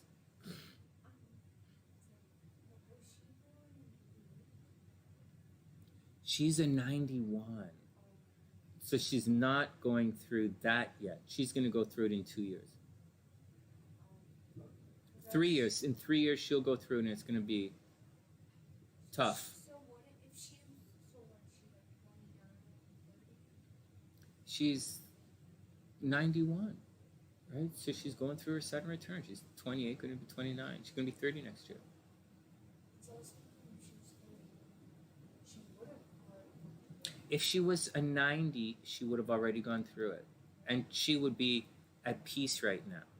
Right? She'd be, hey, Gabrielle, you would have gone through, if you had gone through it, trust us. Gabrielle, just trust us. Hold on. Gabrielle, trust us. When you get to the other side, it's going to be okay. And when you get to the other side, you'll know. You're going to start a new life right now. Something is changing in your life. And that should, like a big life shift should happen. Like new job, marriage, move out, you know. Yeah, and it's painful. It's really painful. It's not always painful. It's not. But it always takes away. It could be painful in could. the sense that you have to start a whole new like career. Well, yeah, You know? but I'm just saying it doesn't have to be painful because people get married at that time and it's supposed to be a happy thing. I did. Yeah, you But did. I'm Yeah. just saying, before I got married, I was still going through a lot of painful stuff. When you were going before, yeah, it was difficult. Other things were difficult. Yeah, Yeah, other things so it could in be. my life were messed up. I know it takes away. You know, Gabrielle and everybody. I know it takes away. So It takes away things that shouldn't be there. well, unmarked vibe. My speculation of opposite sun, that's not adding 2 cents. That's a completely separate question. that's not 2 cents. That's completely unrelated. I think Kooks had her kids during that time. Yeah, I opened my studio at that time. You know, and I got married around with the SLC at that time. I think what Saturn return does is it takes away what shouldn't be there. Yeah, I agree, but that's a hard thing to accept. Gabrielle, you don't want to hear that. No, nobody wants to hear it when they're going through it. But I totally agree with it. It's a really hard. I did all my research right before I went through it to be prepared for it, and I still wasn't prepared for it. It takes away a lot. Because they say a lot of times people find new careers. Yeah, new careers. When I was going through the Saturn Square thing, it was like I was so isolated and alone, it wasn't even funny. My car blew up. What the fuck? You know, I sold my sports car and then I didn't have any money. So I went and I did some hypnosis shows and I made a lot of money during my show. So I bought another car and then that fucking car blew up. Oh my God, it was brutal. It was really cute. It was a Geo Metro. I loved it. No, not a Metro. It was the Geo that looked like a little sports car. It was really cute, but it blew up. If I could give some advice to anyone that's going through it though right now, is to watch the depression. Uncertainty, depression. Depression, because that'll really get you. Yeah. It's real, like depression is at a high during Saturn return. Look at this. Her statement was, my Saturn return, how long should it have been? I have an astrologer saying I'm just entering it now, when in the past you said I'd be done with it in January. Your astrologer is fucking stupid. Tell him to come and watch my show. Tell him to come and watch this. Put a timestamp in it. Get your fucking money back. I don't know when she would have started it, but she should, like... Well, it happened. Like, it's not a quick thing. Yeah. Well, you know, Gabrielle, that's what I thought. Hold on a second. That's what I thought. I thought there's a difference in I really, because in the sake of me learning something new, I was trying to figure out what they meant by that. But it's not, it's a very technical thing. It's like it's technical. She'll know when she's going through it because she'll feel like, Jesus, anything in my life gonna go right? Yeah. Actually, Gabrielle, yeah, you're 91. You know what? Go ask your astrologer, because maybe your astrologer didn't catch that Saturn was here earlier on. Ask him. Say, hey, Saturn went retrograde. Say, Saturn, I had a Saturn return in June or whenever I said it was, and then said it went retrograde. And what happened? You know, what happened? Saturn, you know, ask him. I'd be surprised. I would be very surprised if you guys actually saw your chart from earlier on in the year. I would be very surprised if he took into account that Saturn went retrograde earlier on, and that it already bumped up against your Saturn, and that you'd be going through it now. And if he says you're going through it right now, maybe it's only a couple of days long. I don't know when he didn't say when he said you're going to be out of it, but Saturn is very clearly going to cross your Saturn on December 28th. So maybe that's the time frame is a little bit different. But I don't know, whatever. Maybe he missed it. That's a common thing. I don't usually pay attention to that. Anyways, but I wouldn't stress it out. It's common. He should. Anyways, if you're an experienced tarot reader and you're reading 100 charts a day like I do, you should be pretty up to date on the transits and what's going on in the sky. But anyways, that's what a Saturn return looks like, guys. That's what a return of anything looks like, right? Anyways, Gabrielle, don't worry about your Saturn return. Gabrielle, don't worry about your Saturn return anymore. You're almost through it. You're not going to have to worry. You should be going through this big change in your life. And don't worry about it. It's just like restructuring your life. Yeah, it's just restructuring your life. There's the next thing you have to worry about comes up in about 2 years when this node in Sagittarius creeps over into Scorpio. No, it's going to have to go to Libra. In about 3 years, that's when you have to start to worry. But you don't have to worry anymore. It's like I wouldn't worry about your Saturn return. At this point, just one sec. At this point,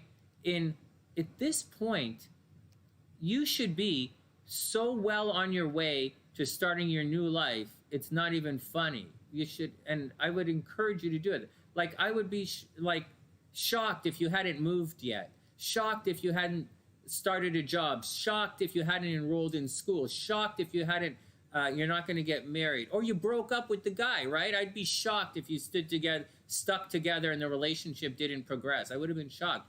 You're going through some change. Something is going to change. But don't worry about it, because anything that's going to change has been such a drag-out process for you specifically. And it's not just you. I've seen it with so many. SLC, when it happened to SLC, and not that, it happened for the entire the entire year was brutalest thing of the, you wouldn't believe how hard she went through it. So chill out. You know, you should already know what's coming, and you should have gone through most of the pain already. I kind of double went through it because then Saturn crossed my sun. Yeah, then Saturn crossed your sun. You super went through it. Holy Jew. No, opposite. Saturn was opposite your sun. Right now you're going through it again. Yeah, seriously, check it out. Watch out. So, watch out. I'm trying to boost you up. I'm trying to give you some confidence here. I'm trying to tell you that it's almost done. Don't hang on to it and don't worry about it anymore. It's not that the hard part is over. It's that you should be used to all the hard part now. And the hardest part, hold on, SLC and for everybody, the most difficult part of a Saturn return or any of these Saturn transits is letting go of what the universe is taking away from you. That's the hardest part of it. And I remember sitting on the floor of this other studio I used to teach at. But when I was going through, and I'm like, what am I gonna do? What am I gonna do? What am I gonna do? Everybody's leaving. What am I gonna do? Everything's being taken away from me. I lost my car. I lost my, the students are going, friends are going. What am I gonna do? And then I had to make a decision and move on. And for everybody going through it, because there are a lot of Sunnysiders right around 88 to 91. And you'll see the ones who went through it, the 88s, like Daniela, like SLC, like Gloria, all the 88s who went through it a couple of years ago. They're going to tell you the same thing. It's really painful. Like, it takes away so much. But at this stage, you already got it going on. So just, you already have all the skills. You all clearly have way more skills than you're giving yourself credit for. So it's time to go use your skills. All right, enough harping on this, enough preaching. But that's what a Saturn return is. That's what a return of any planet is. Hey, TF, what's up? I hope you're having... Pardon me?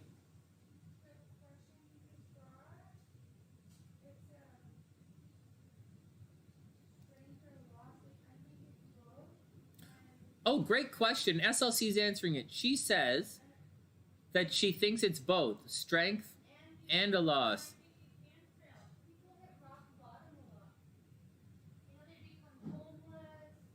Well, there's a lot of suicide at these Saturn markings.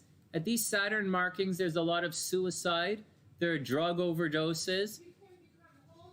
Yeah, you can become homeless easily, lose your job. Wait, there's more.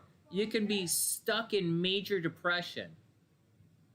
And if you don't rise to the karmic challenge, it's karma, right? So if you don't rise, but it's not only karma. Sometimes assholes get involved too. You could be working with assholes and not realize. So it's karma, it's hard work. It's you really have to dig deep and make it through alone. But don't worry about it, guys. Don't worry about it, because on the other side, you're going to rebuild this beautiful life on the other side. And once you rebuild that beautiful life, you're going to be okay. So don't worry about it. Just think of it, Saturn return. You start a new chapter in your life.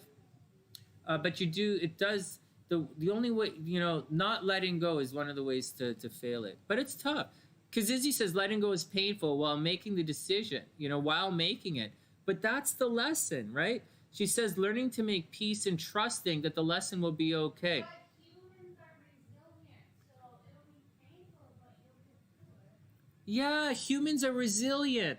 Guys, I know how painful it is. You wouldn't believe what happened to me. You saw the videos. When I was going through the Saturn square, you saw me literally lose like 25, 30 pounds in my videos. I was going through it when I was right before I was making those videos, I was doing the horoscope. You could see me getting sick. Like, you could see it. I was getting sick and alone. You can see my background was constantly changing because I was moving. I left the beach and I moved to the North Shore. You could see it. And then I ended up in the hospital. Like, it was so hard. I ended up in the hospital, literally in the hospital. A Saturn square. And then after that, I sat down, I got really tough. And I made some real decisions, and I started to fuck with people. So I started to really fight back. And then you saw me a couple of years later, after I fought back, I was so happy. So the same thing, guys. Same thing, Gabrielle. You're gonna fight back. You're not a wuss, You are not a wuss. You're gonna fight back, and you're gonna succeed. We all go through it. Yeah, Kazizi, you remember? Everything was cool and fun, and then I got really sick, and then I opened the studio, and then next thing you know, I'm feeling great, making music videos. So for all of you guys are gonna be okay. When I turn 60. So every 7 years. Every 7 years. Yeah.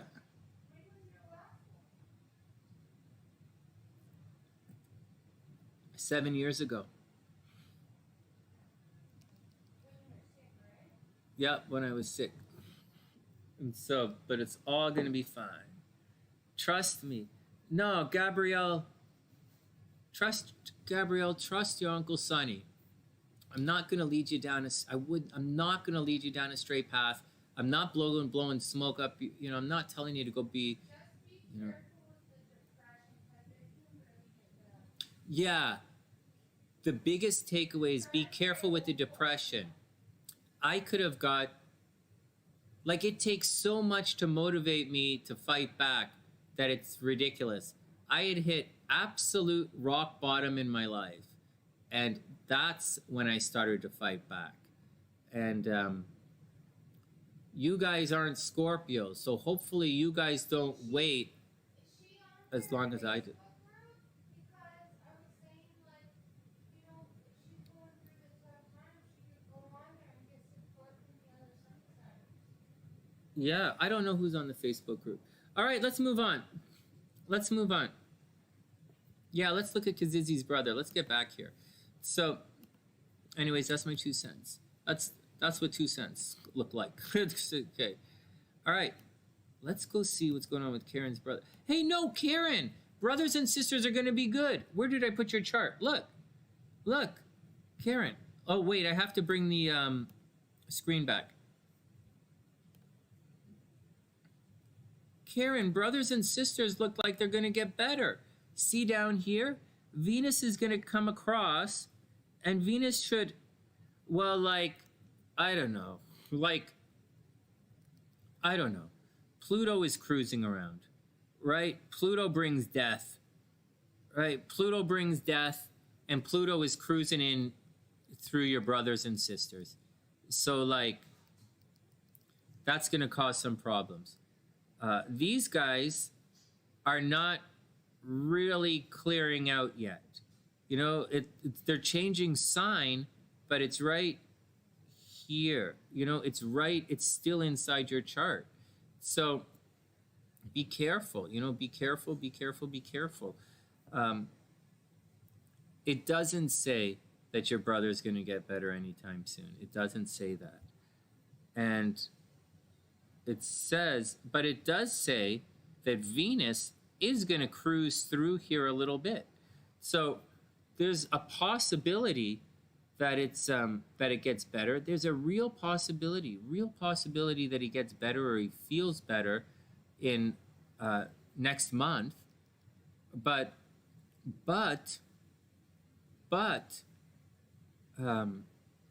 Venus brings ease, right? So, and Venus brings a little ease, makes it easy, makes it kind of chill, a little lazy.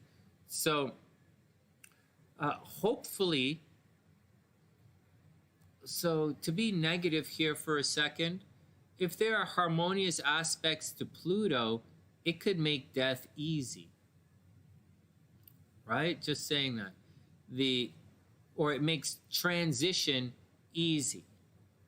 When I first said watch your health, it's because transiting Mars is making an aspect to transiting Pluto, and it's square. So that's why I'm saying there's violence for everybody and to watch out, because there's a negative component to the change happening.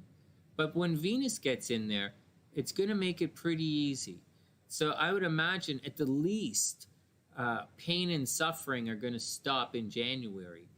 And there's a possibility that he gets significantly better, but I don't see him getting better until Venus crosses Pluto. And so I'll tell you when Venus crosses Pluto. So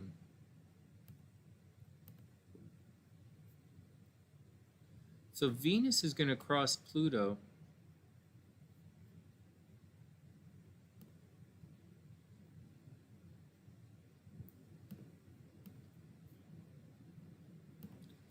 in a couple of weeks. Well,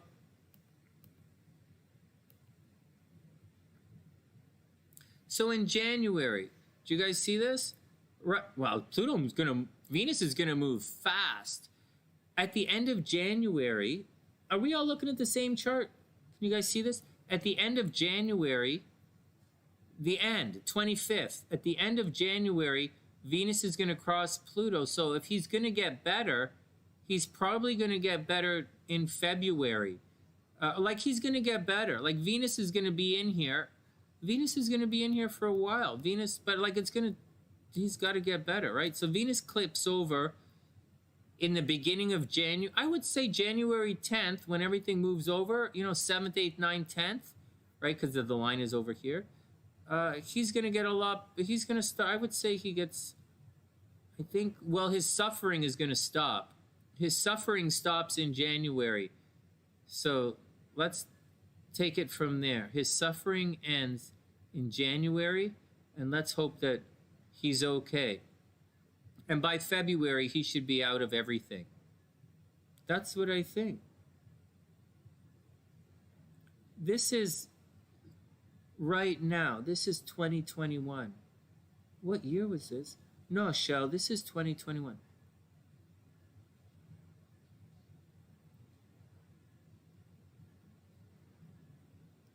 All right. No, the last couple of years have been challenging for a number of people. It hasn't been challenging for everybody. Guys, to let you know, the last couple of years hasn't been challenging for everyone. Some people prospered tremendously in the last couple of years. Like that senator from Georgia. She made hundreds of millions of dollars this year. I would say that's a profit. Donald Trump's making hundreds of millions of dollars off you guys right now. I can't believe all those stupid fucks who said Donald Trump is working for free. Well, how fucking stupid do you have to be to hear that, to say that? That's, to say that, to brag about Donald, to be so proud saying he's working is the dumbest fucking thing you could possibly say. So, all right, next, let's move on. That's almost as dumb as saying he has a healthy diet. Okay. That's what I say. That's what I think, Izzy. Your brother, the shift for him is going to come in January. He's going to feel a lot. Things should start to resolve itself in January. Second week of January, January 10th, or like 7th, say 7th, second week of January. Trump doesn't do fucking nothing for free. Oh my God. I'm going to chill out. But Trump is going to fade away. You watch, Trump's fading away. He's going to have to reinvent himself. And, the thing here, I'm going to have to move on to read the cards and then I'm going to have to move to the next thing. The thing is, Trump is a good example right now. He has to reinvent himself. He always reinvents himself when he goes through this. The problem is with his kids, Trump's at the age where he has to help his kids. He's got to really set things up for his kids and not, and like he's really got to set up a business for his kids because his kids are kind of fuck ups. His kids aren't Bloomberg. His kids aren't setting up a big media company.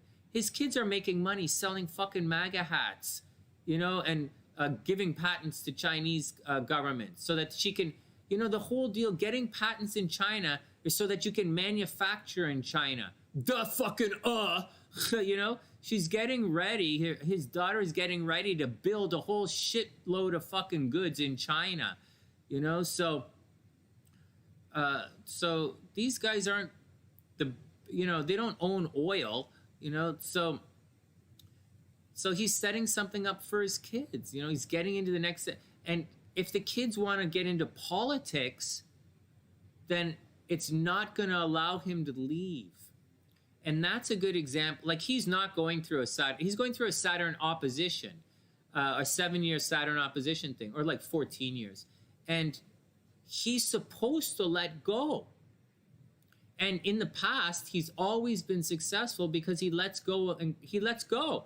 And like he lets go and then he comes back as something new. But if the kids don't let him let go, it could be really bad for everybody. Maybe let him open up that media company, go on to something new, and then let the kids run that, But he should leave I think he should leave politics. Affluenza. Yeah, no kidding. All right, I'm stressed out. Well, I'm stressed out. I don't know how you could ask a question like you asked me so many times about the Saturn retrograde. It's that, I'm tired of. I go through this almost every fucking day in my life where some idiot fuck comes and says, "Oh, Sonny, some other said this, some guy said this, you said this." Well, like, fuck. I've told you guys a million times. They, just because but that's not the point. Make sure you understand what they are talking about. When you're dealing with people, make sure you get the language down and you understand, and make sure they show you, right? Make sure they show you everything. If you're getting a reading, make sure they show you. And then you can ask why. And if they're getting your car fixed, make sure they show you that the part is broken, right? Don't just take face value for it. Make sure make sure everybody shows you. Okay, Silver 89 is up. I super apologize. It's been a long time. Silver wanted his thing a while ago. Here we go. Silver 88. Silver 89 is up. No, guys, double check it. And actually, coming back and asking me is not really the worst thing in the world. It's really not. It's pretty good to, it's a good idea to come back and ask me. But don't talk to me like you said, because I explain it. I explain it and I show it to you. Go find out what that other motherfucker said. I get, you guys, it's not, I got that every day of my fucking life in hypnosis, and I get it every day of my fucking life in astrology. And I don't really appreciate it when it comes from people who study with me. Okay, tarot screen. Here we go. Silver 89. But you should go find out what he means, because maybe she means something that we don't know. She has a different thing. But it's not an interpretation. It's not, oh, your Saturn. It's not, and it has a definition, right? And so it's not like it's approaching or it's after. It's not it's like there's a definition for it. All right, here we go. Six of Swords. Oh man. Here we go. You are super welcome, Kooks. Silver 89. Six of Swords. Watch out. Six of Swords. Someone is already taking off. Someone's rocking the boat. Not rocking the boat.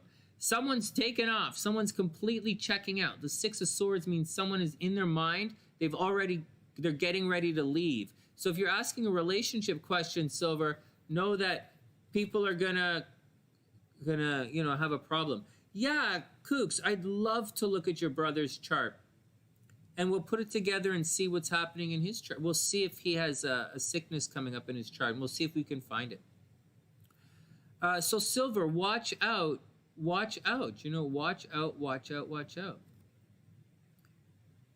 Yeah, if you're thinking of your partner is going to break up with you, there's a chance they are. Then we have the Sun card reversed.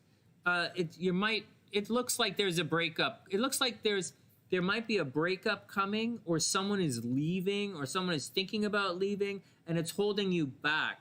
It's not the greatest thing for you. If the card was right side up, then maybe like everything would be okay. Maybe you would see the light of day. But it looks like you might be entering in a little bit of a dark period in your life. Like this person leaving might actually cause a problem for you. So think through things very carefully, Silver, before you make that next step. Then you have the Two of Wands. So maybe the options that you think are there aren't really there. So it looks as if someone is getting ready to leave a relationship and they're going on to something they think is better. Or like, when a guy is in a relationship and he's like, oh, all these girls start looking at him, and he's like, oh, forget it, I'm going to break up with you because I got all these options. You might not have the options that you think you have, Silver. So be careful with any kind of, so think twice before you leave the situation. But at the same time, I know you might be feeling as if you can't shine your light, right? The Sun card, you can't shine your light, you can't express yourself. So be careful, be careful. And finally, don't let your past hold you back. Absolutely don't let your past hold you back, Silver. And that's the action.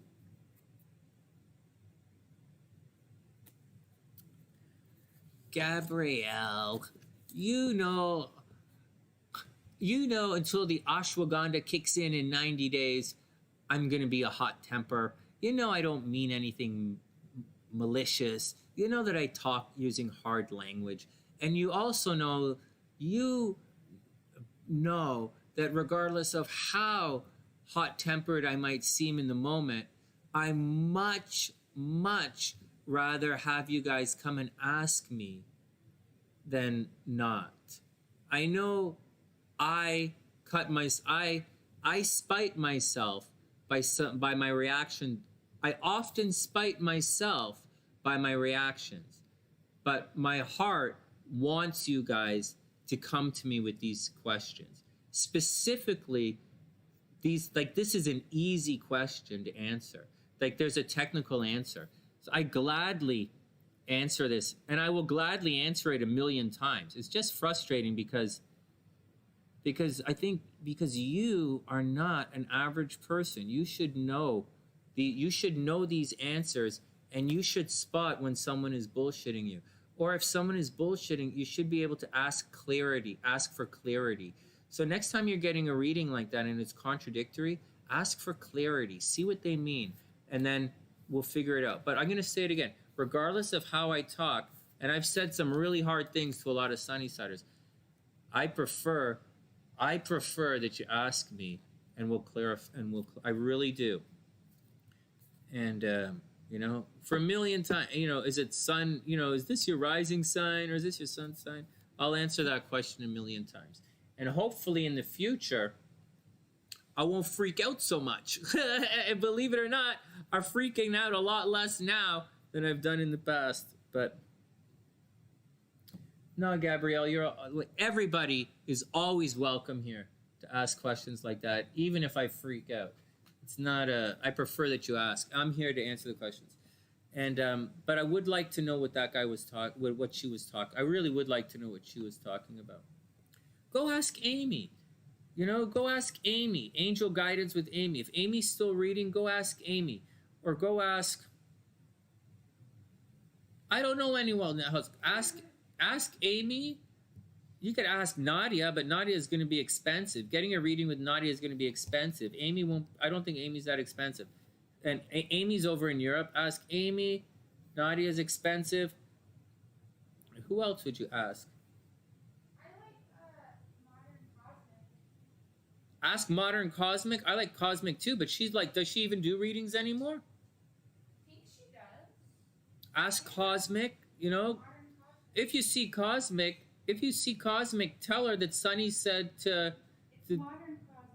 All right, well, Modern Cosmic, whatever. I'm not into two-word names. Obviously, I'm not into two-word names. She's a little bit. Yeah, ask Cosmic, and we don't know each other, but I think she'd be good. And Kook says Sarah Verba. Sarah Verba, she's the one. She's Persian looking, right? Is Sarah Verba Persian looking? I recognize the name. I don't know if I've ever listened to her stuff, but I recognize it. I've seen it. Sarah Verba. Lots of guys, man. Lots of guys. But lots of guys. Who else would tell you? Who else? But make sure they show you on the chart and they explain it. And I have a thing.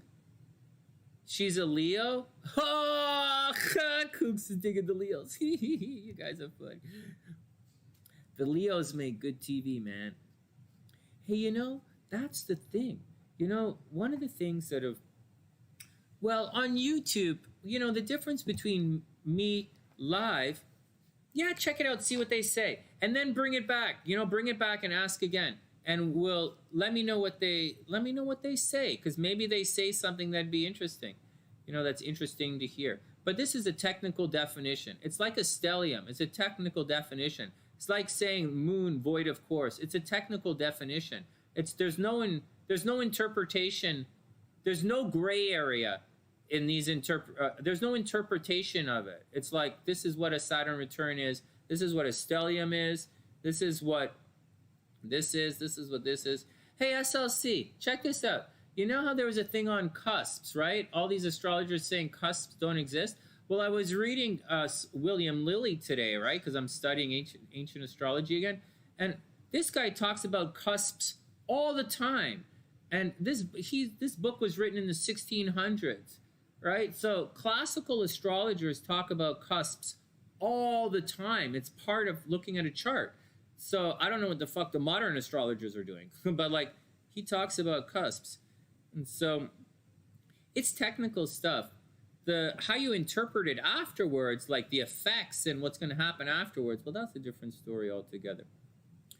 All right, next, there are lots of good astrologers out there. That's a technical definition, so that's not a stress, but well, she's pretty straight ahead astrologer. You'll know when someone is a good one sec. You'll know when someone is a good astrologer because if they're good, because they'll say the same things that they'll tell you what everyone else is going to say. All the good astrologers should be saying the same things. You know, it's because there should be a lot of similarities in the good astrologers. You know, there really should be.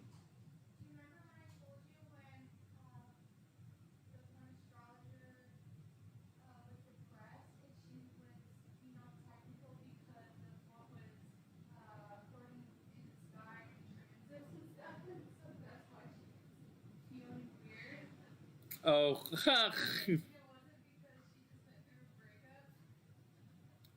yeah, no kidding. Yeah, well, you got to watch out for for anybody who blames everything on astrology too, right? You got to watch out for that.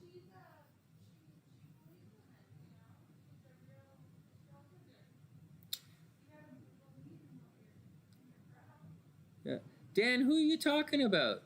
What you got? Let me see this. Your message got deleted because I don't know why your message got deleted. Hey, guys who are putting the period and because Gabrielle's message got deleted earlier for no reason either.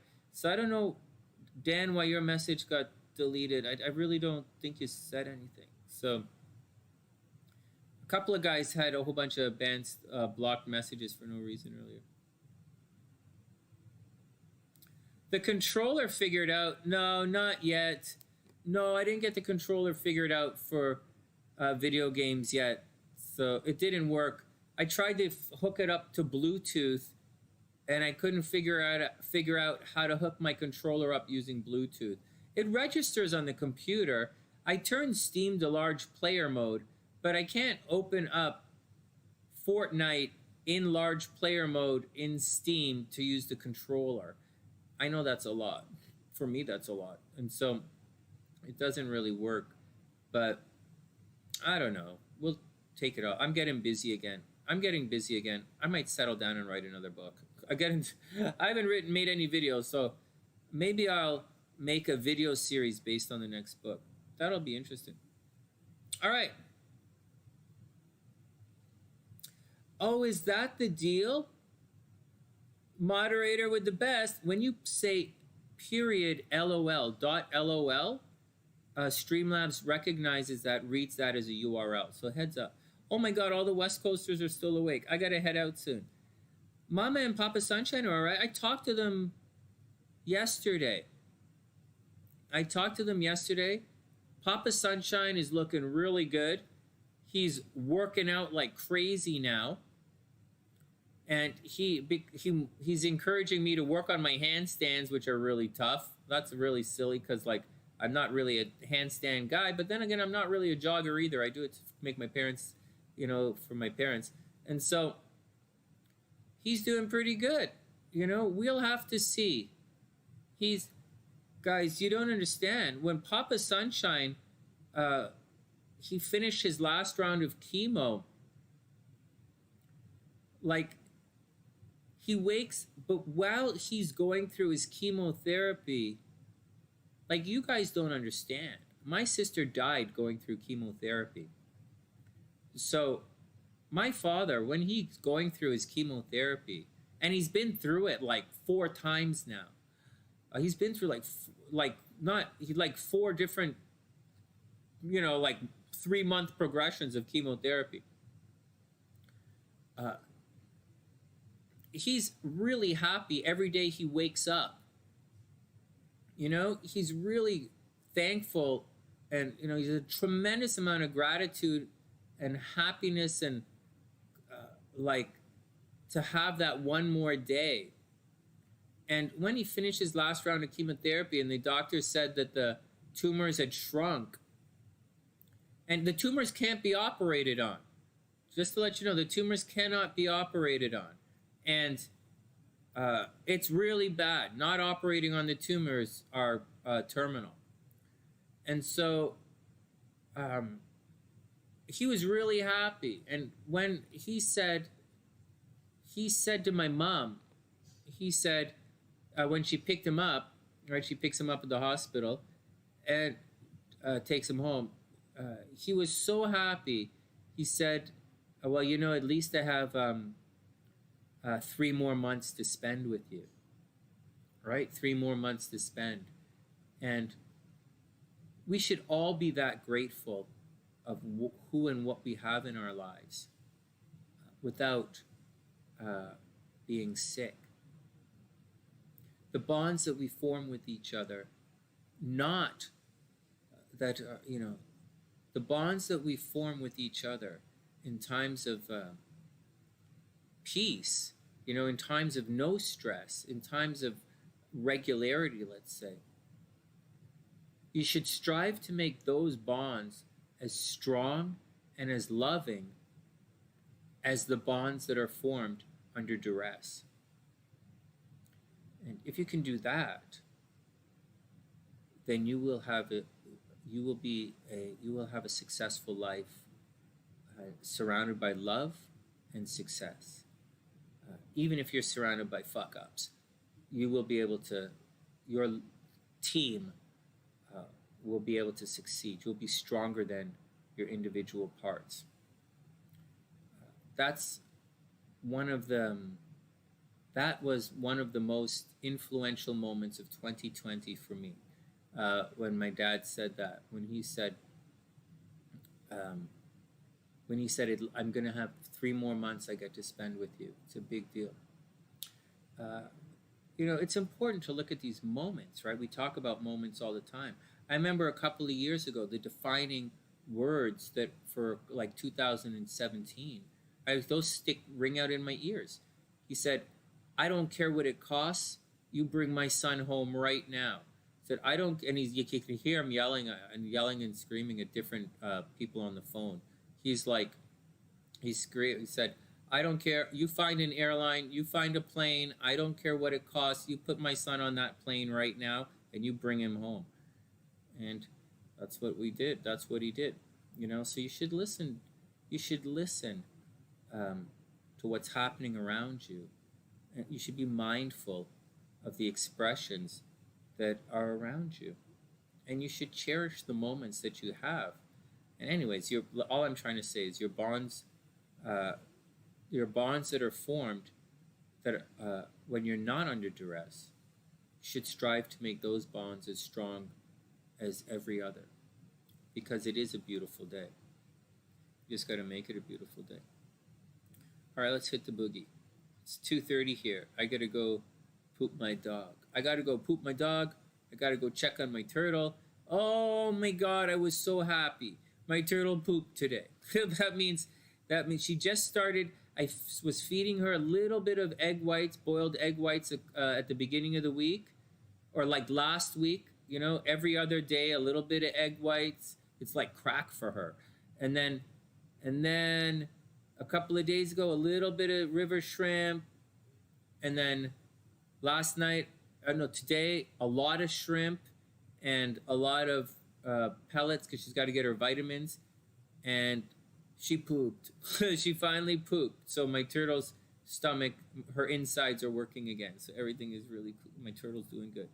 And so, no, boiled eggs are like crack for her. Boiled eggs, and she goes insane for watermelon. I think it's watermelon. She goes insane for water. Like insane. She goes, ah, and comes running for auto, and she'll run right through the glass. It's running. All right, let me get out of here. River shrimp. It's really neat. It's like she's eating fried rice. It's really cute. All right, everyone have a good night. And be super cool. And I'll be back tomorrow night. You know, maybe tomorrow night we'll start looking at some of those charts. But let's stay on track, right? Let's stay, if we're going to do, so I can put them together in a little series, right? So maybe we'll do Cuomo. We'll do the Cuomos. That'll be cute. The Cuomos and their interaction together, maybe. Maybe some Fox guys. It'll be fun to do all that kind of stuff.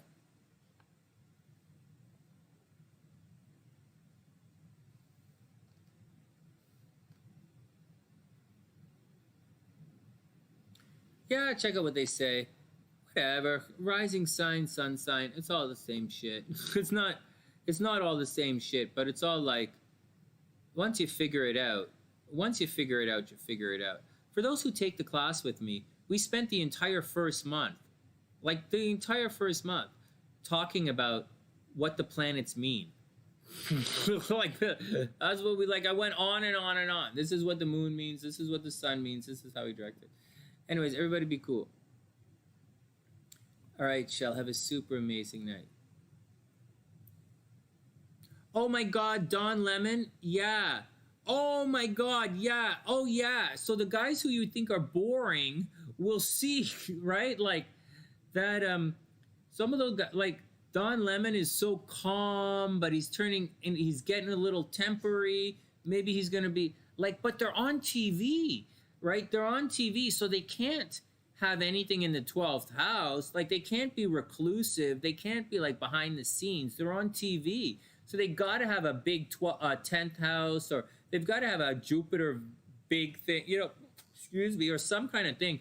They're all rich, right? Like, Anderson Cooper has got to have, like, Venus in the second or Jupiter in the second or some kind of money somewhere. And, it's going to be interesting. We'll try and guess. We'll guess, and then we'll go look at the chart and see what they say. It'll be fun.